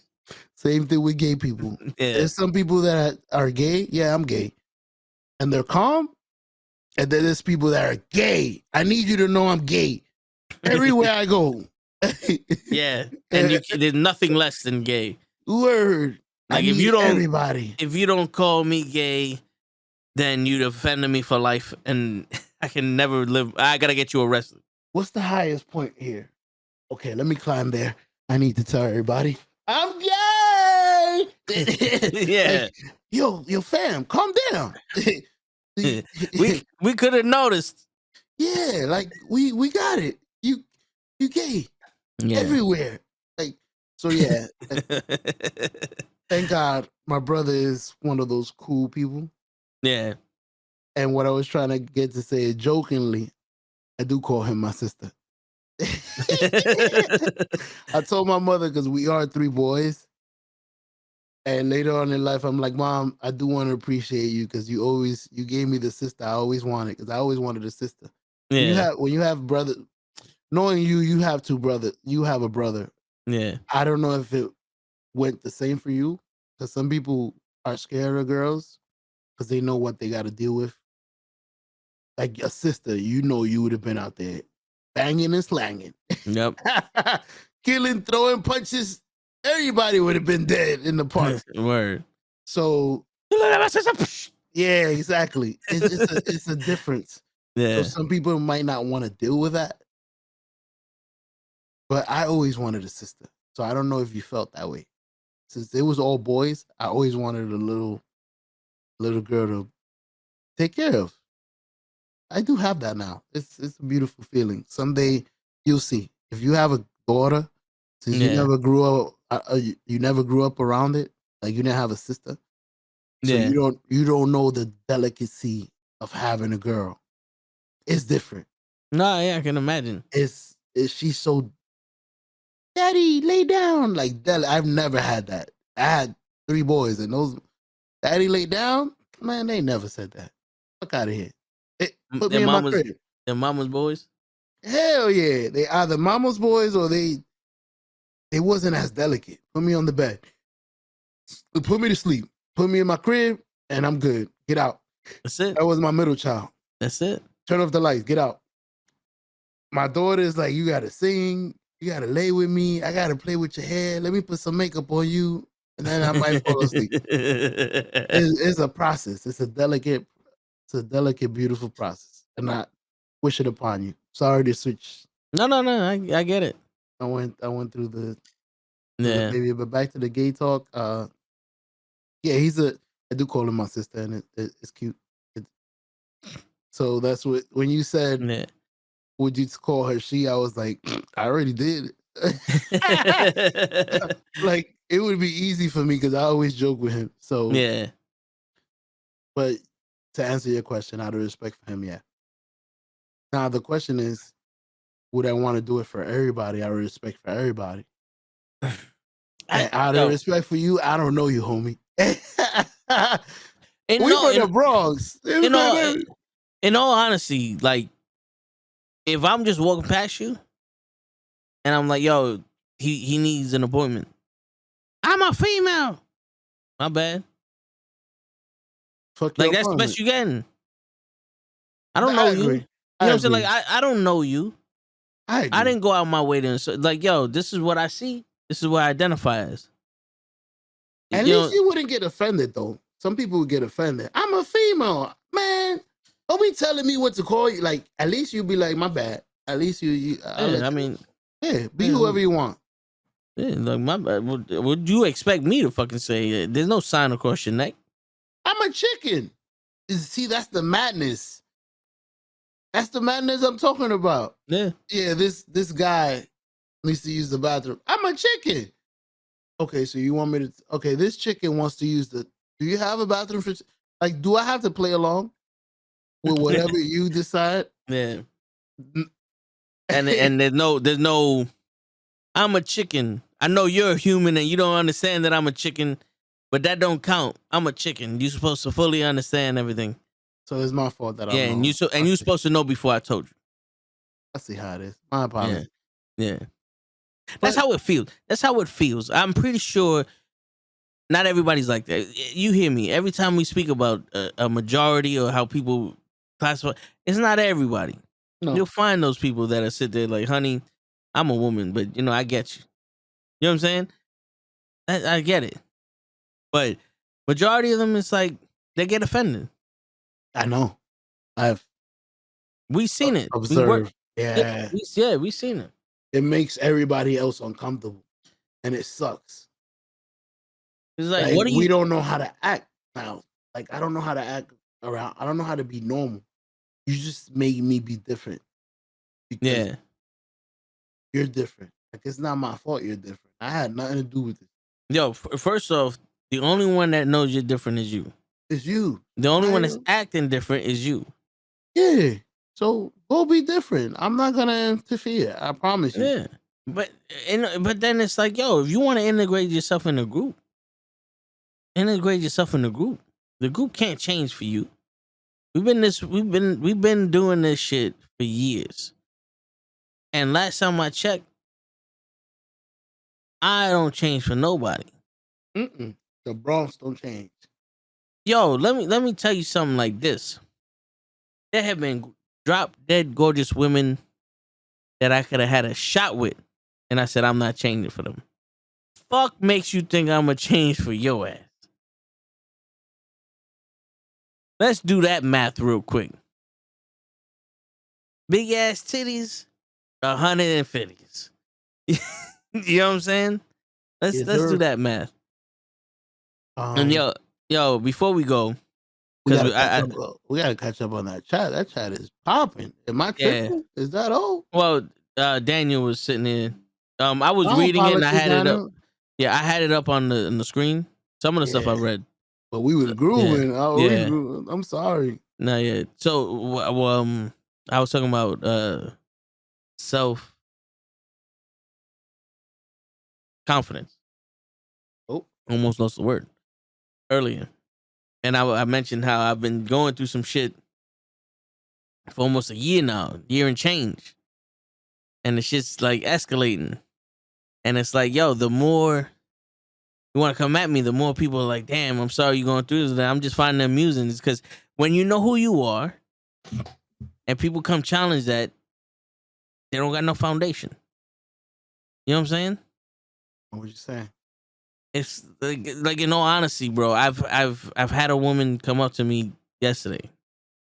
She's new at she's like, yo, listen, I only known you for 2 days, but I can tell you're not what they say you what that person's claiming. I only known you for 2 days, and by the way you speak and the way you interact with us, I can tell that this bitch is lying. You good? That's been telling you that. Yeah, I think you. I'm not stretched. Yeah, I'm not worried about it because you know that it might have different outcomes, but no, it's one of those things. Like it's so amusing to me that I have I have to let people like. It's one of those like, yo, can you believe this shit? Are you serious? It's like when you go to the store and they charge you for 3 Big Macs and you got 1 chicken sandwich. Like, it's not gonna kill you, but it's like, can you believe this shit? I gotta tell somebody about this shit. And this shit ridiculous. They can get away with this shit.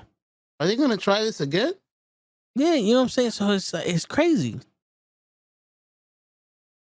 You know, like it would have been a different story years ago. But now it's like, nah, man, I've been put through the fire. I came out the other side and I'm still me. There's nothing you can say. Yeah, like, there's nothing you can say is gonna tarnish who I am. Nope. Not a goddamn thing. And people Nope. see it. And you can't be afraid to live who you are. I've been told you that. Word. Like it's impossible. You got a lot of people. Shit, a lot.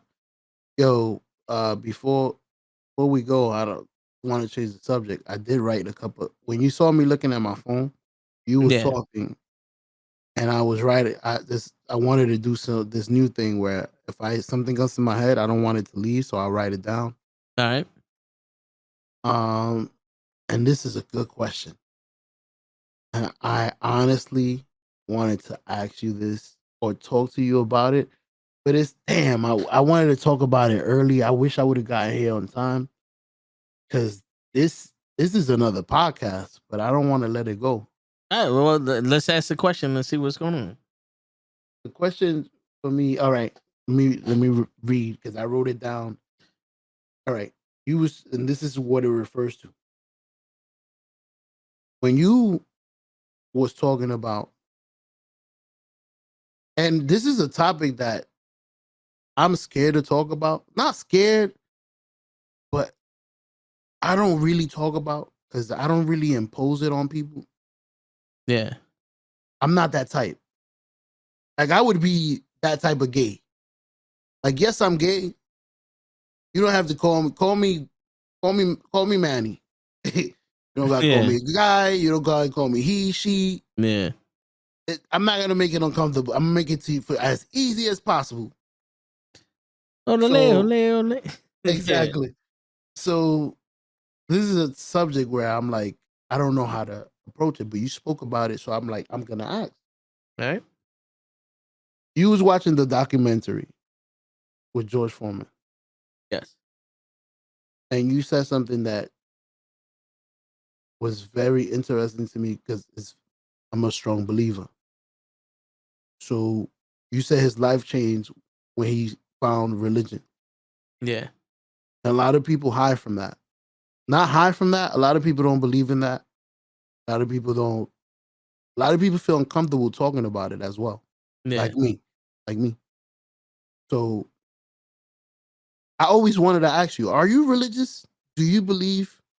I know it's like I said, it's a subject that can be uncomfortable, but not when you're talking to your boys, I think when you just shooting the shit, it's more of, I'll tell you, I'm trying to figure out what I want to know about my boy.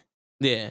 All right. So for the George Foreman movie, he was never religious, even though his mom would pray and all that. He's like, Jesus didn't give us this food. You did. You know what I'm saying? He was one of those. Mm-hmm. And then his sister, his favorite sister, who always took care of him, was giving birth to her firstborn child. And there was complication. They said we might lose the baby. Mm-hmm. So Foreman goes into a stairwell and he's crying and he's looking up at the sky. He's like, yo, how are you gonna do this shit to her? Like, you done all this shit to us. We had to do all this shit. And how you gonna take her baby? If you need to take somebody, take me. And you know, he falls asleep in the lobby. The baby survives. You know, healthy born baby. He has his fight after Ali and he loses. And in the locker room, he hears a voice and he's like, "Who said that? Who said that?" And his cornerman's like, "Nobody said nothing, George. Nobody says what's going on." And he's starting to have like a fit, and he collapses and he has a heart attack and he died for like a couple minutes. And he wakes up and he goes, "Hallelujah, hallelujah! I just found Jesus." He's like Jesus has just came inside my body. Like he's like Jesus is inside me. When he woke up, he's like, I gotta clean myself. Like it was one of those. He had a religious experience. He said, "Take me," and Jesus took him.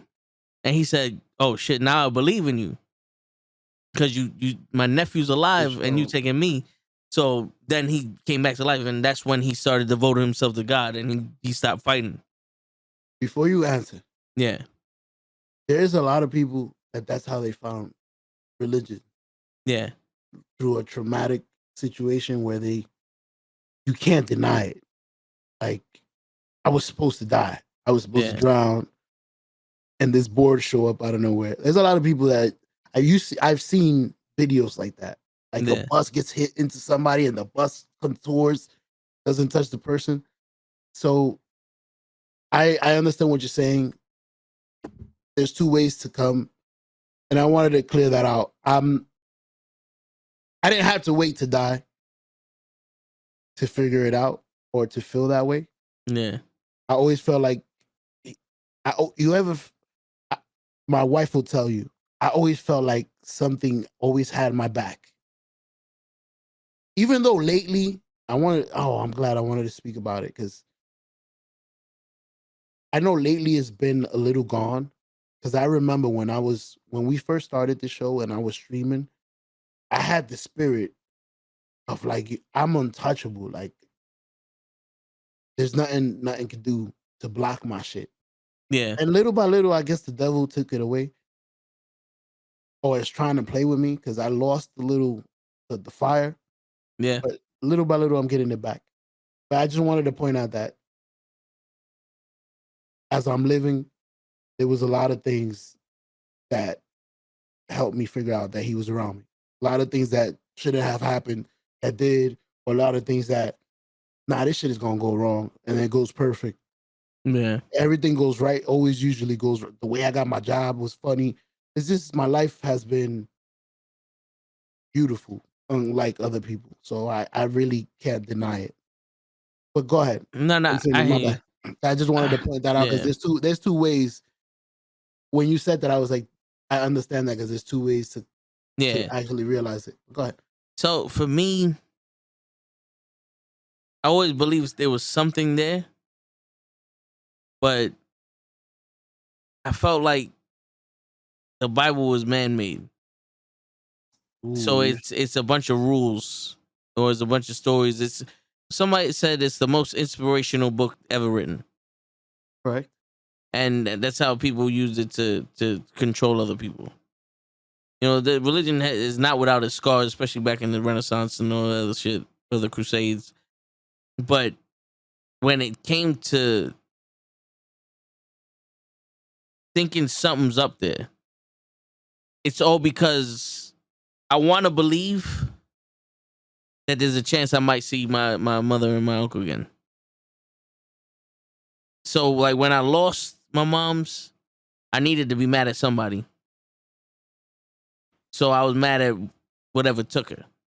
But now Ooh. it's kind of like I would like to have hope that maybe my mom's up there with her brother and her father and her mother and her family that she's been missing for so long since we had her. Now she's with them. So it's kind of like maybe there's another world, spiritual world out there she's comfortable with. You know? That's awesome. Because as you're going through it, I know you're upset. So you took it from me, because you don't know what is going on. You don't know why. I guess from what I learned or what I taught, everything he does is perfect. So he does stuff for a reason. He might have needed an angel for you. You never know. Like, I always thought about that. I lost my grandfather at 57. And there's plenty of times where I felt like I needed a guardian angel. And that might be my guardian angel. Like, I need you to take care of your grandson. So that you Yeah. never know. You'll never know, like, what I needed her. I needed her for you. Yeah.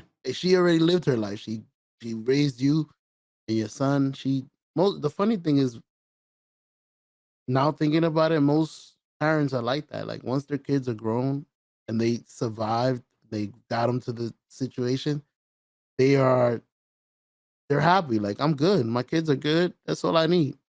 Yeah. But I understand what you're saying, that you pray that they're there to when you get there. And trust me, brother, I don't know. So I'll be real. That's Yeah. why I like being real with you, because there's people that'll, Blow smoke up your ass.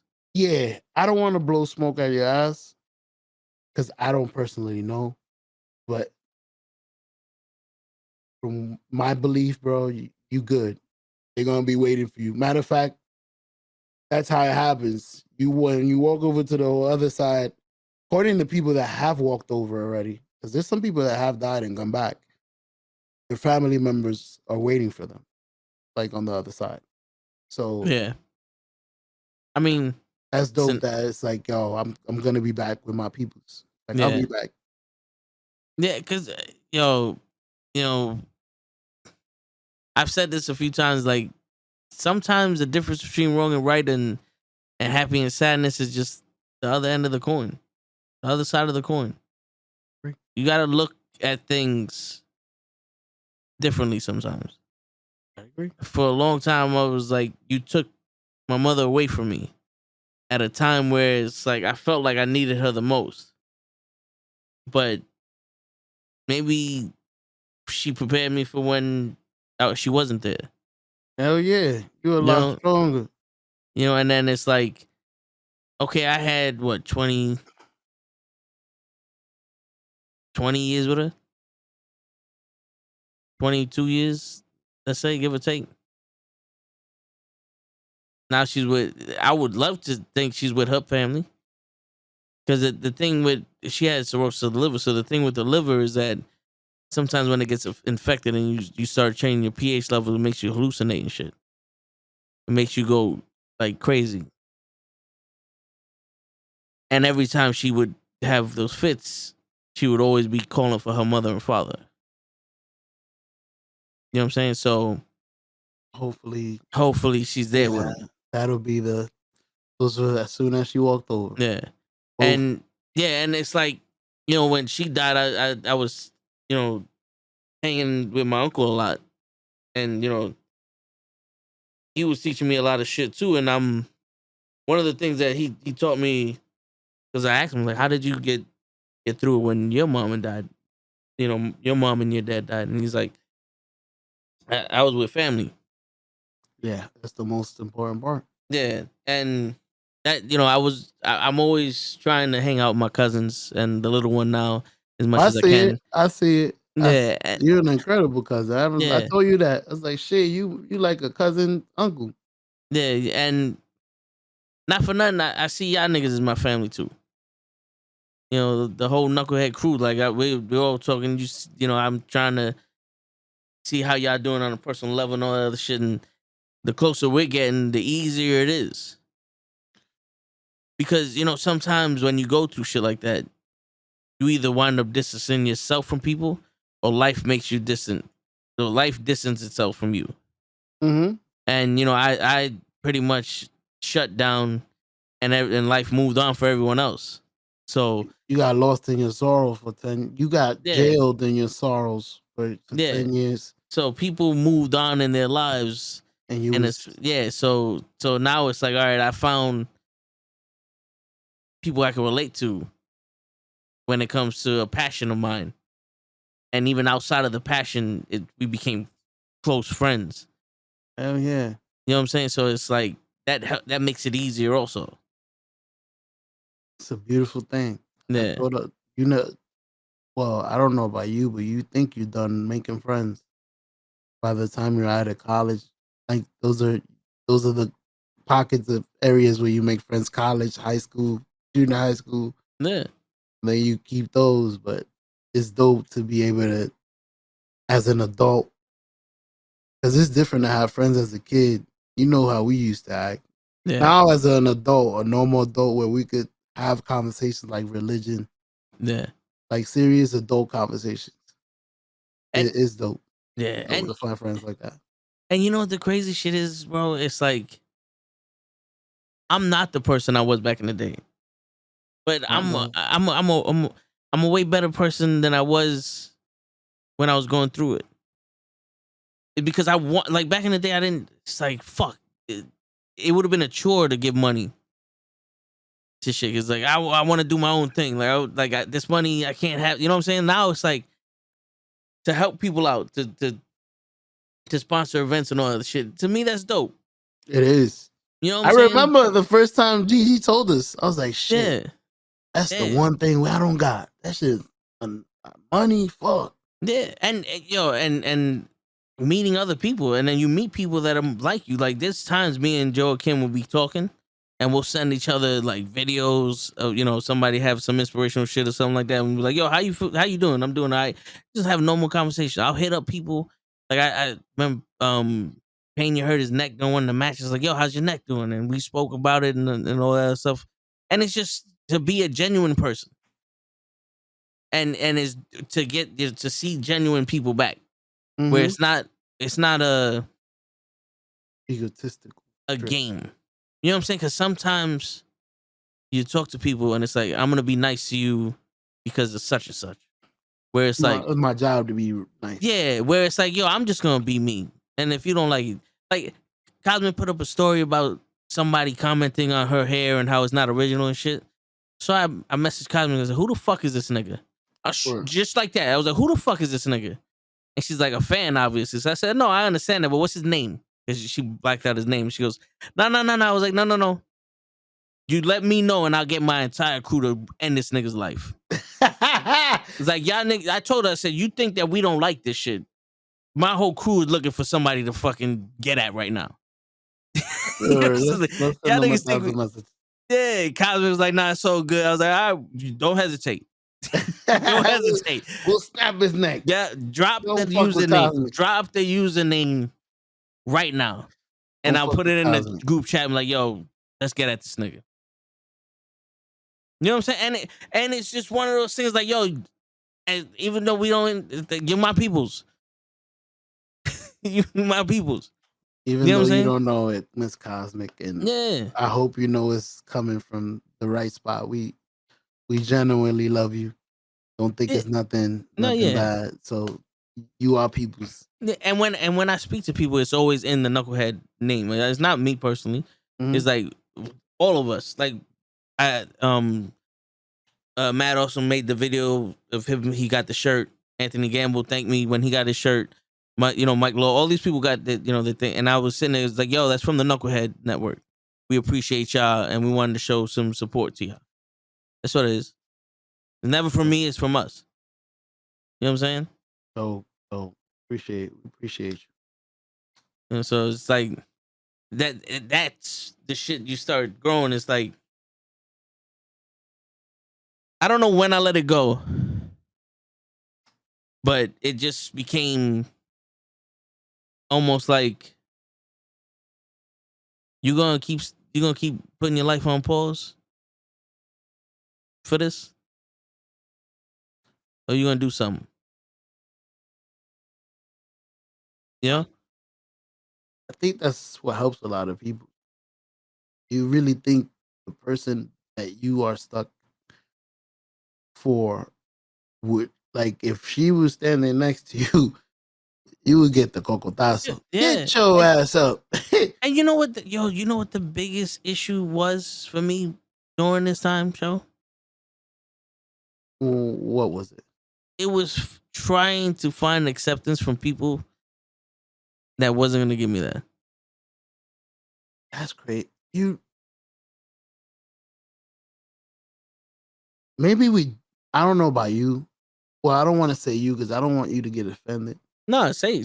We're old enough to admit we need therapy. We need somebody we could talk to. Like, yo, because all you was looking for was acceptance from a female because you lost your most prominent female in your life. Yeah. The one person you go to and will accept you as you are. And that's all you were seeking from people that didn't know what you were going through. So they probably they didn't cherish your broken. I have a broken heart. I'm just looking for this.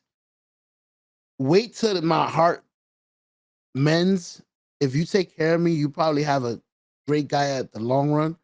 But right now, I'm just looking for this. And if you would have just been a great dance partner, you probably would have found a great guy.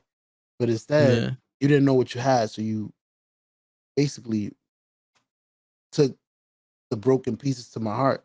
It's two pieces. You took the right side and you fucking threw it. And now I only have half a heart. Yeah.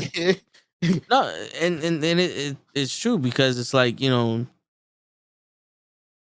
don't care. Like, this is, it's gonna sound weird. Maybe it makes sense, but I don't care what their intentions were. I felt like I was used. You know what I'm saying? I And know exactly what you.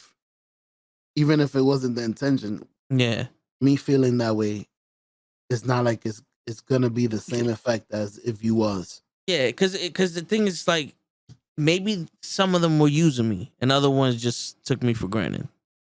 But the outcome's still the same. Mm-hmm. It felt like I was putting all this effort in and for nothing. For free. Yeah, and at one point it's like, yo, bro, you're dead ass like doing all this shit for someone who, let's be serious, can give a fuck about you.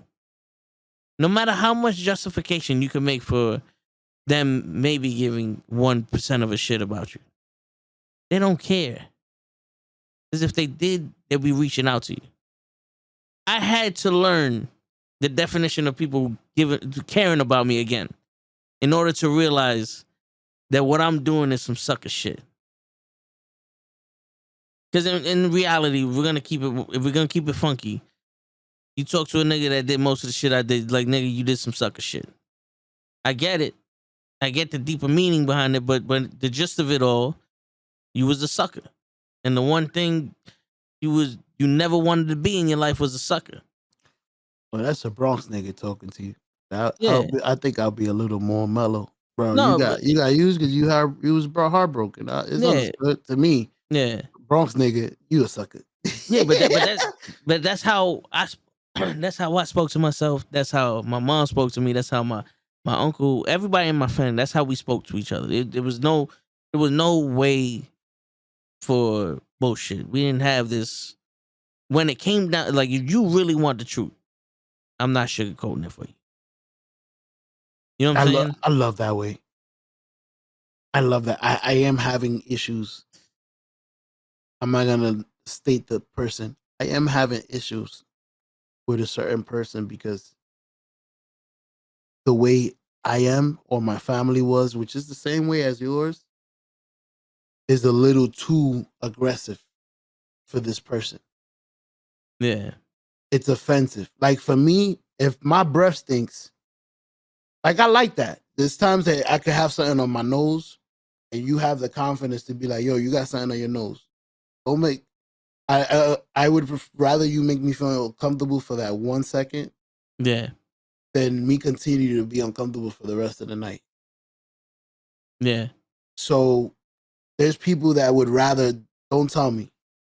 And it's crazy. It's like I lost my track. I fucking lost my train of. No, being aggressive, being straightforward when it comes exactly. to not sugarcoating it. Yeah. That's what I'm saying. This person, if I am the way I am, which is you and I, if my breath stinks, I would want you to tell me your breath stinks. It doesn't offend. That doesn't offend me. That's thank you. You just saved me from walking to a million people with my breath stinks. Embarrassing myself. Yes, I appreciate you. There's people that would get offended by that. It's too aggressive for them. Like, you explained it, like, you would have to be mellow with them. You would have to offer them a piece of gum. You want some gum? I'm about to say, you would have to do it a certain different way. And that's the problem I'm having. I like the way I am. I like the way you are. I like that you could tell me my breath stinks. I like that you tell me this. I like that you could help me. Like, I don't feel embarrassed by that. I like that you could tell me, yo, you fucking up. Like, you could talk to me straight up, yo, you doing this and that. And I won't feel offended because I would know. When either I would know or it's helping me. Yeah. So that's the problem I'm having. Like, talking to somebody that's not like you. I don't know if you ever had that issue. No, yeah, I've had it. Because it's one of those, like, yo, you don't understand. That's how a nigga show he cares. Yeah. Like, I'm not going to pull a random nigga over to the side like, yo, my nigga, you fucking up. Yeah. But you my boy, and it's like, yo, bro, I don't want to see you go through this. My nigga, you fucking up. Yeah. That's how nigga cares. And it's like, oh, shit. What's going on? This is serious now. What's happening? What am I doing? Oh, this is like, you know, something not for nothing. Told you right. I've been doing this shit, but I don't know what's going on. Well, let's talk then, nigga. Because you can't keep doing this. You know what I'm saying? You know, so that's what it is. Like, because not for nothing. Growing up, we didn't have time for that. Because it was like putting a child in the corner. It's stupid. Mm-hmm. But when you yell at the child, like, yo, don't do that. And they keep doing it. Don't do that shit. They didn't do it no more. Nope. And it's like, why are you hitting them? Because you shouldn't be doing this. You know what I'm saying? And then certain times, like, you know why I hit you? Because of this, that, and the third. You know what I'm saying? That's where the explanation comes in. You know why I hit you? Because you wasn't listening to me, and you shouldn't be doing that because this could happen. You don't want to get hit? Yeah, that's it. We didn't have time for this 10-year process of you not touching the stove. Sensitivity. Yeah. It's going to break my heart. Yeah, you know what's crazy? My cousin's firstborn on my pop's side. He was a little baby. I think he was like 5, 6 years old. They had a fireplace with the glass in front of it, and he touched it, and he burned himself. And instead of panicking, my aunt, she turned around and said, "Did that fire hurt you?" He's like, "Yeah." And my aunt swung at the fire. It was like, "Bad fire." And he swung at it. And he's like, "Oh, yeah, see, now we hurt the fire back." Yeah, you see? But that's why you don't touch the fire. That's why you don't touch it, because it's hot and it hurts you. You see that? You see how it hurts you? Every time you touch it, it's going to hurt you. You don't want to get hurt, right? No, don't touch it no more. That kid never touch the fire again. She stopped him from crying his eyes out and also told him not to touch the fucking fire. Word. Great way to do it. She sound like an expert. Oh, yeah. She done that before. Yeah. Shit. That wasn't the first baby talk. Oh, no. Yo, I can tell. That's strategy. Well, you got to remember, she had 3 kids, and, you know, she was in me and Victor's life for, you know, our whole life, so. She's an expert. Yeah. I can tell. Pretty much. Pretty much. Did it burn you? See, a new parent wouldn't know that. And also, they grew up in the era, in, you know, the fucking 60s, 50s, 60s and shit. You know what I'm saying? It was a different time then. It was a different time. Now I understand. You know? I understand the importance of being, well, the different times, because back in the day, it felt like everybody had both parents. Yeah, but as an example. So I was talking to Papa Yos about this, and he's like, he felt like if he had his son earlier, he would have been a dick. But because he had him around this time, he already did his clubbing and all that stuff.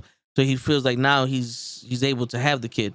And my mom always told me, he's like, yo, live your life and then have kids later, because once you have kids, your life is for them.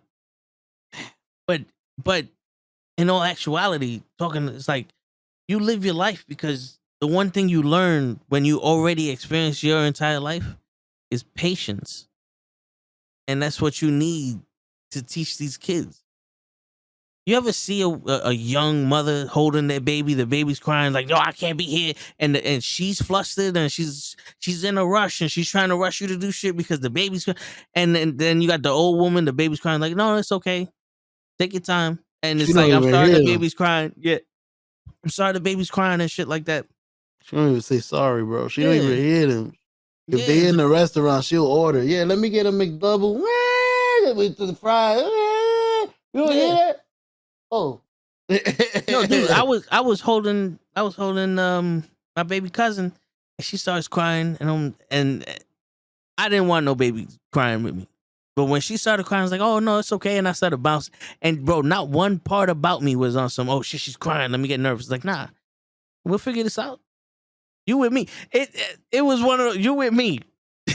Don't worry about what it. What you need. Yeah, Binky. That's it. What you need. Binky, milk. Yeah. You need a blankie. I got you.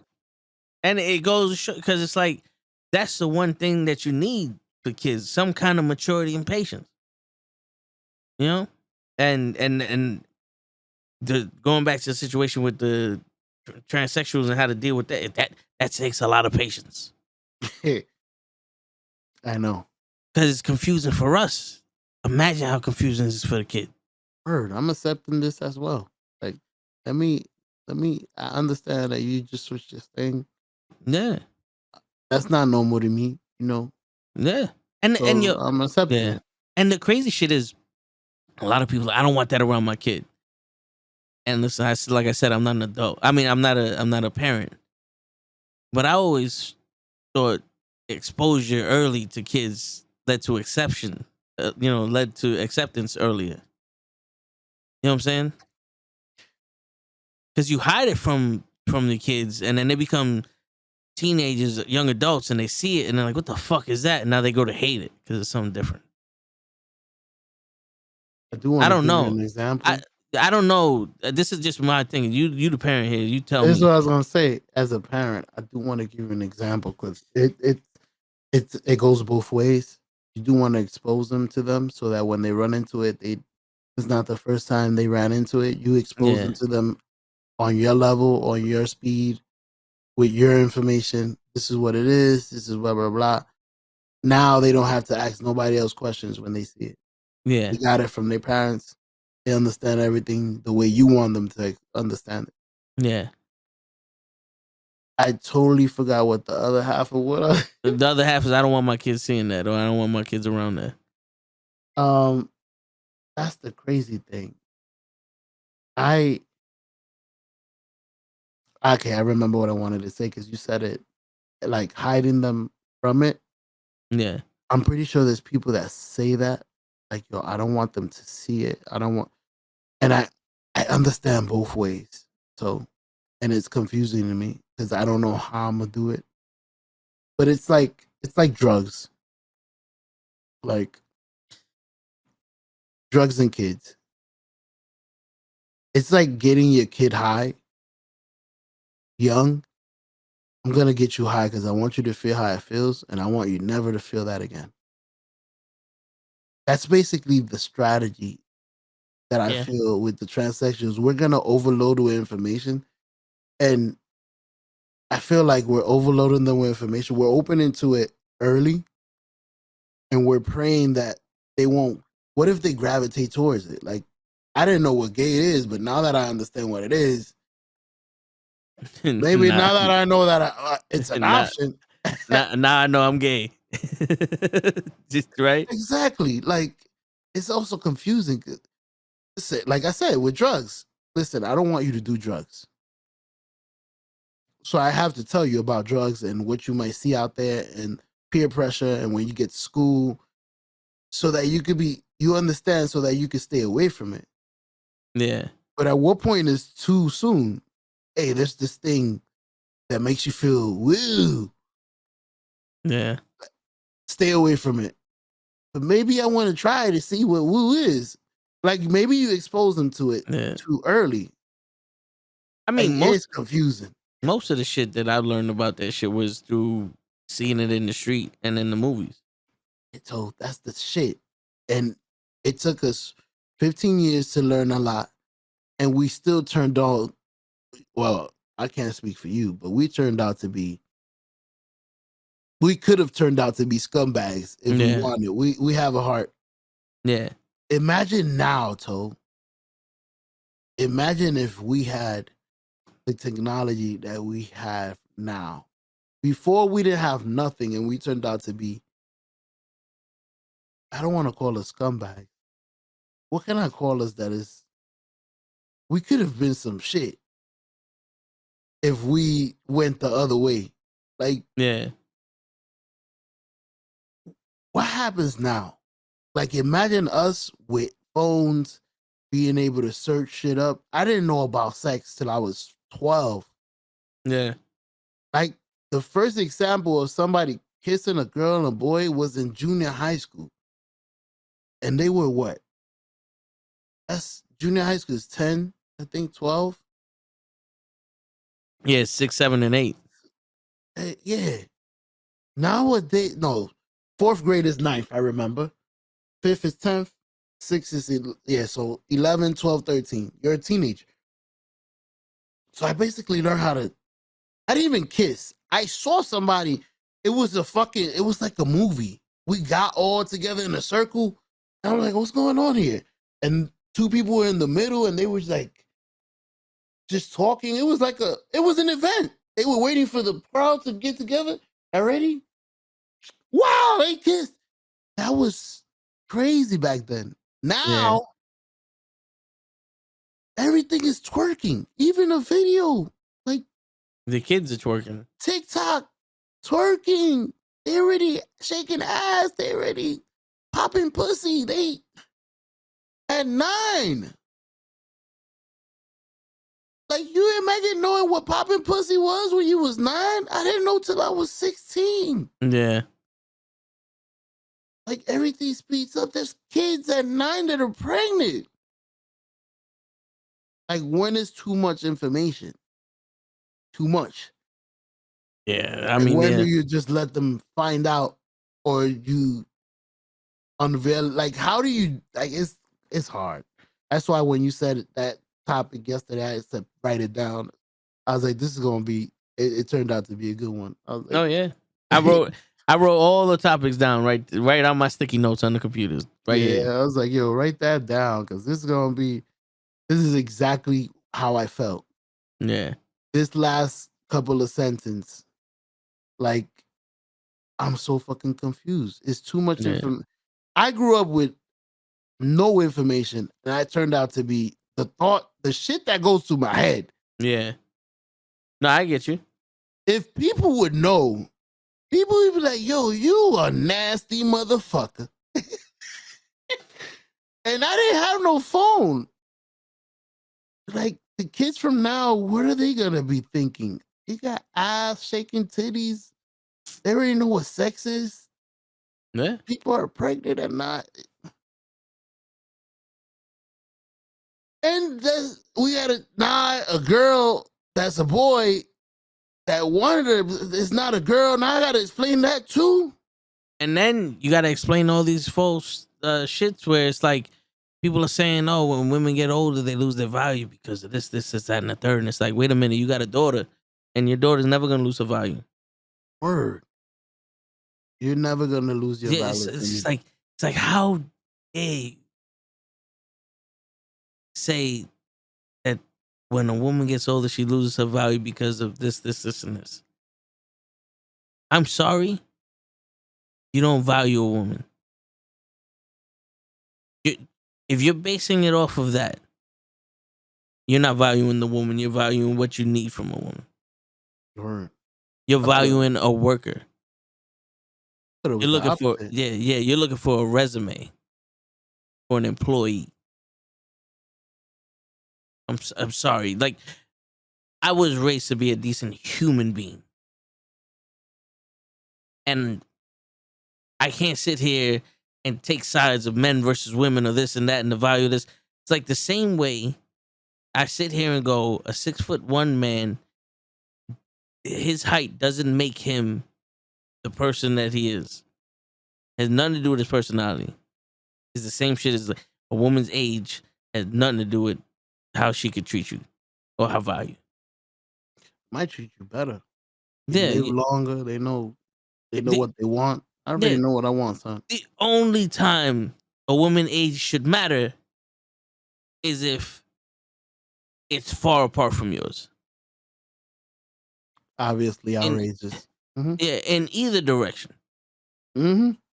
If they're too young, bro, you know what you're getting.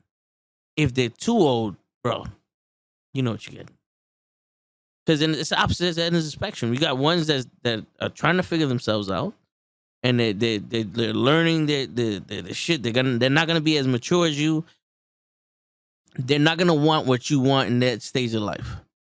And then you got the other ones that been there, done that, passed it, and they're not gonna give you what you want in their stage of life. You know what I'm saying? Mm-hmm. It's the same thing, just the opposite end of the spectrum. I told my cousin this. She's 20-something years old, and she was going out with a 30-year-old. And I said, listen, I don't know this nigga. But if he's my age, I know of him. I know how he thinks. Do not let this man pressure you into shit. Nope. If you feel like he's tricking you into something, don't do it. And she's like, no, I said, no, I don't care what he told you, but my generation was able to get anything they wanted from a woman over a text message. I lie. I shit you not, show. You know. I shit you not.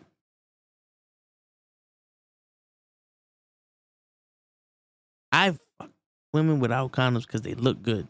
And I convinced them to let me do it.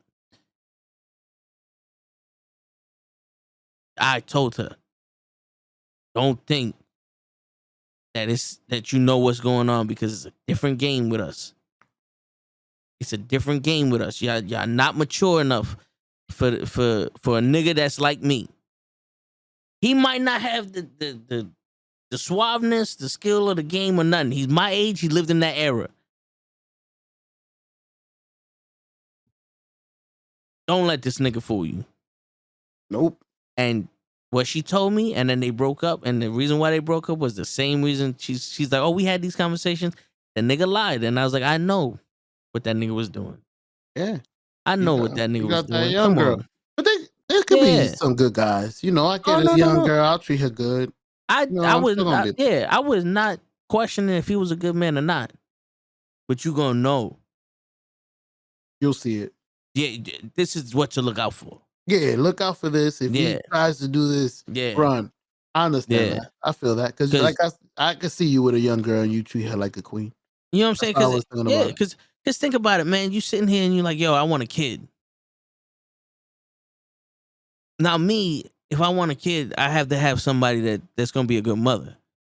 But most people, most guys, if I'm gonna have a kid, it's gonna be with a hot chick.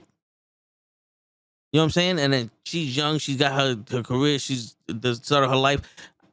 I don't know how this nigga think, but niggas always, I can manipulate her, get her pregnant. Now she be the mother of my child and all that other shit.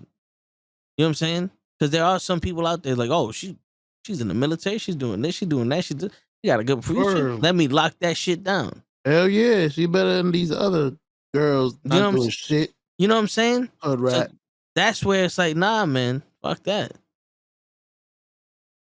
I love you. I'm gonna try to protect you from whatever I can. I'm gonna let you see the signs. Fuck that. Call me an asshole all you want. This is what happens. You don't want a midlife crisis, girl. You don't want to hope she gonna die soon so she can leave me and her will one either.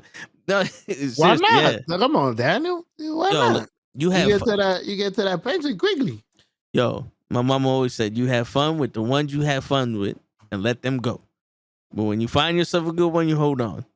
My mom was not opposed to me fucking around. She just said, don't bring none of them bitches here. That was the number one rule in a Spanish house. Yeah, don't bring no whore to my house. Bring your whores over here. Yeah. Because I will let them know. Have fun, but don't bring no whores here. The fuck you wearing? Why are you showing your breasts, young lady? Yeah. But yeah, I mean, listen, man, that's maybe that could be another topic. I don't know how to discuss it or how to write it down, but you can write it down. You got your posters. No, I mean like how to word it. You know what I'm saying? How to word it, but it's like I honestly think that this whole decreasing of value or losing the value or shit, what you bring to the table, what they bring to the table, all that other shit is unnecessary. Ooh, write it down just like that. I understand, which is the value of women. Does it decrease with age? And you'll understand what you wrote. That is the next topic. We had some good fucking topics today, man. I wish I was on time. We would have did the show a little away because we was half dead asleep, but we woke up. We woke up when the topics got good. Yeah. We'll edit out all the parts where we sleeping. Don't tell nobody. Daniel, now we just looking at our notes. We're just looking at our notes. Yeah, appreciate you, Danny. Hell yeah, it's hard to talk to yourself. It's nice to have somebody to conversate with. And everybody else that was in here that didn't conversate. No. You ain't gotta talk. We need people to listen. Yo, listen. You know the rules, and if you don't, you are free to just listen or to participate. We don't mind you doing either one of them. If you participate, we appreciate that, because like we said, it gives us something. It gives us something to respond to, and it expands our conversation into your topics and all the other shit. And it gives us stuff to, it gives us, the ability to keep going. Yeah, the conversation. Yeah, a lot of conversations that need to be had. Word. And we get your opinion on it, because there's two of us and there's a lot of y'all, and y'all might have a different opinion on us, and we might be able to say, you know something, he right. Word. I might teach you something. Word. Listen, we feel uncomfortable because of this. That's why I said we need to bring an expert someday. Word. Mr. Someday Loki. we'll have somebody. What's going on, Mr. Loki? You old. Did he say you know? You old. He's saying you old. You owe me. Either that or he's trying to say yo. Yo, what's going on, Mr. Loki? I'm just yo, baby, yo, baby, yo. But yeah, man. So you want to call it a night? Yeah, we went. I gave you the extra hour. Yeah. You know, I usually like to I like to return it. It's me, Greg. From Facebook?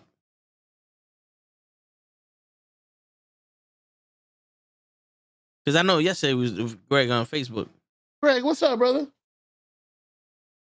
going on, man? Welcome, sir. You can come as Mr. Loki. You come as Greg. There you go. See, we'll remember you. See, we remember. Nice. Yeah. Shit, remember everybody. But yeah, yo, I do like this discussion, a lot, because it keeps everything different. The tone of this show is always different from the other tones. Hell yeah. This was a crazy one. Yeah, this was a good one. Yeah. But, yo, and on that note, ladies and gentlemen, y'all have a good weekend. Enjoy your Cinco de Mayos, your Seso de Mayos, and your Peso de Mayos. It's your friendly neighborhood knuckleheads signing out. Peace. Yo, tomorrow we're doing a live special comic book show. We're gonna be interviewing a young lady from the UK who wrote her first comic. 4:00 tomorrow afternoon. Be there. Have your questions ready, and it should be fun. Show, you gonna be there? You gonna try? All right. I'll be here. All right, cool. 4:00. And on that note, ladies and gentlemen, it's your friendly neighborhood knucklehead signing out. Peace, everybody.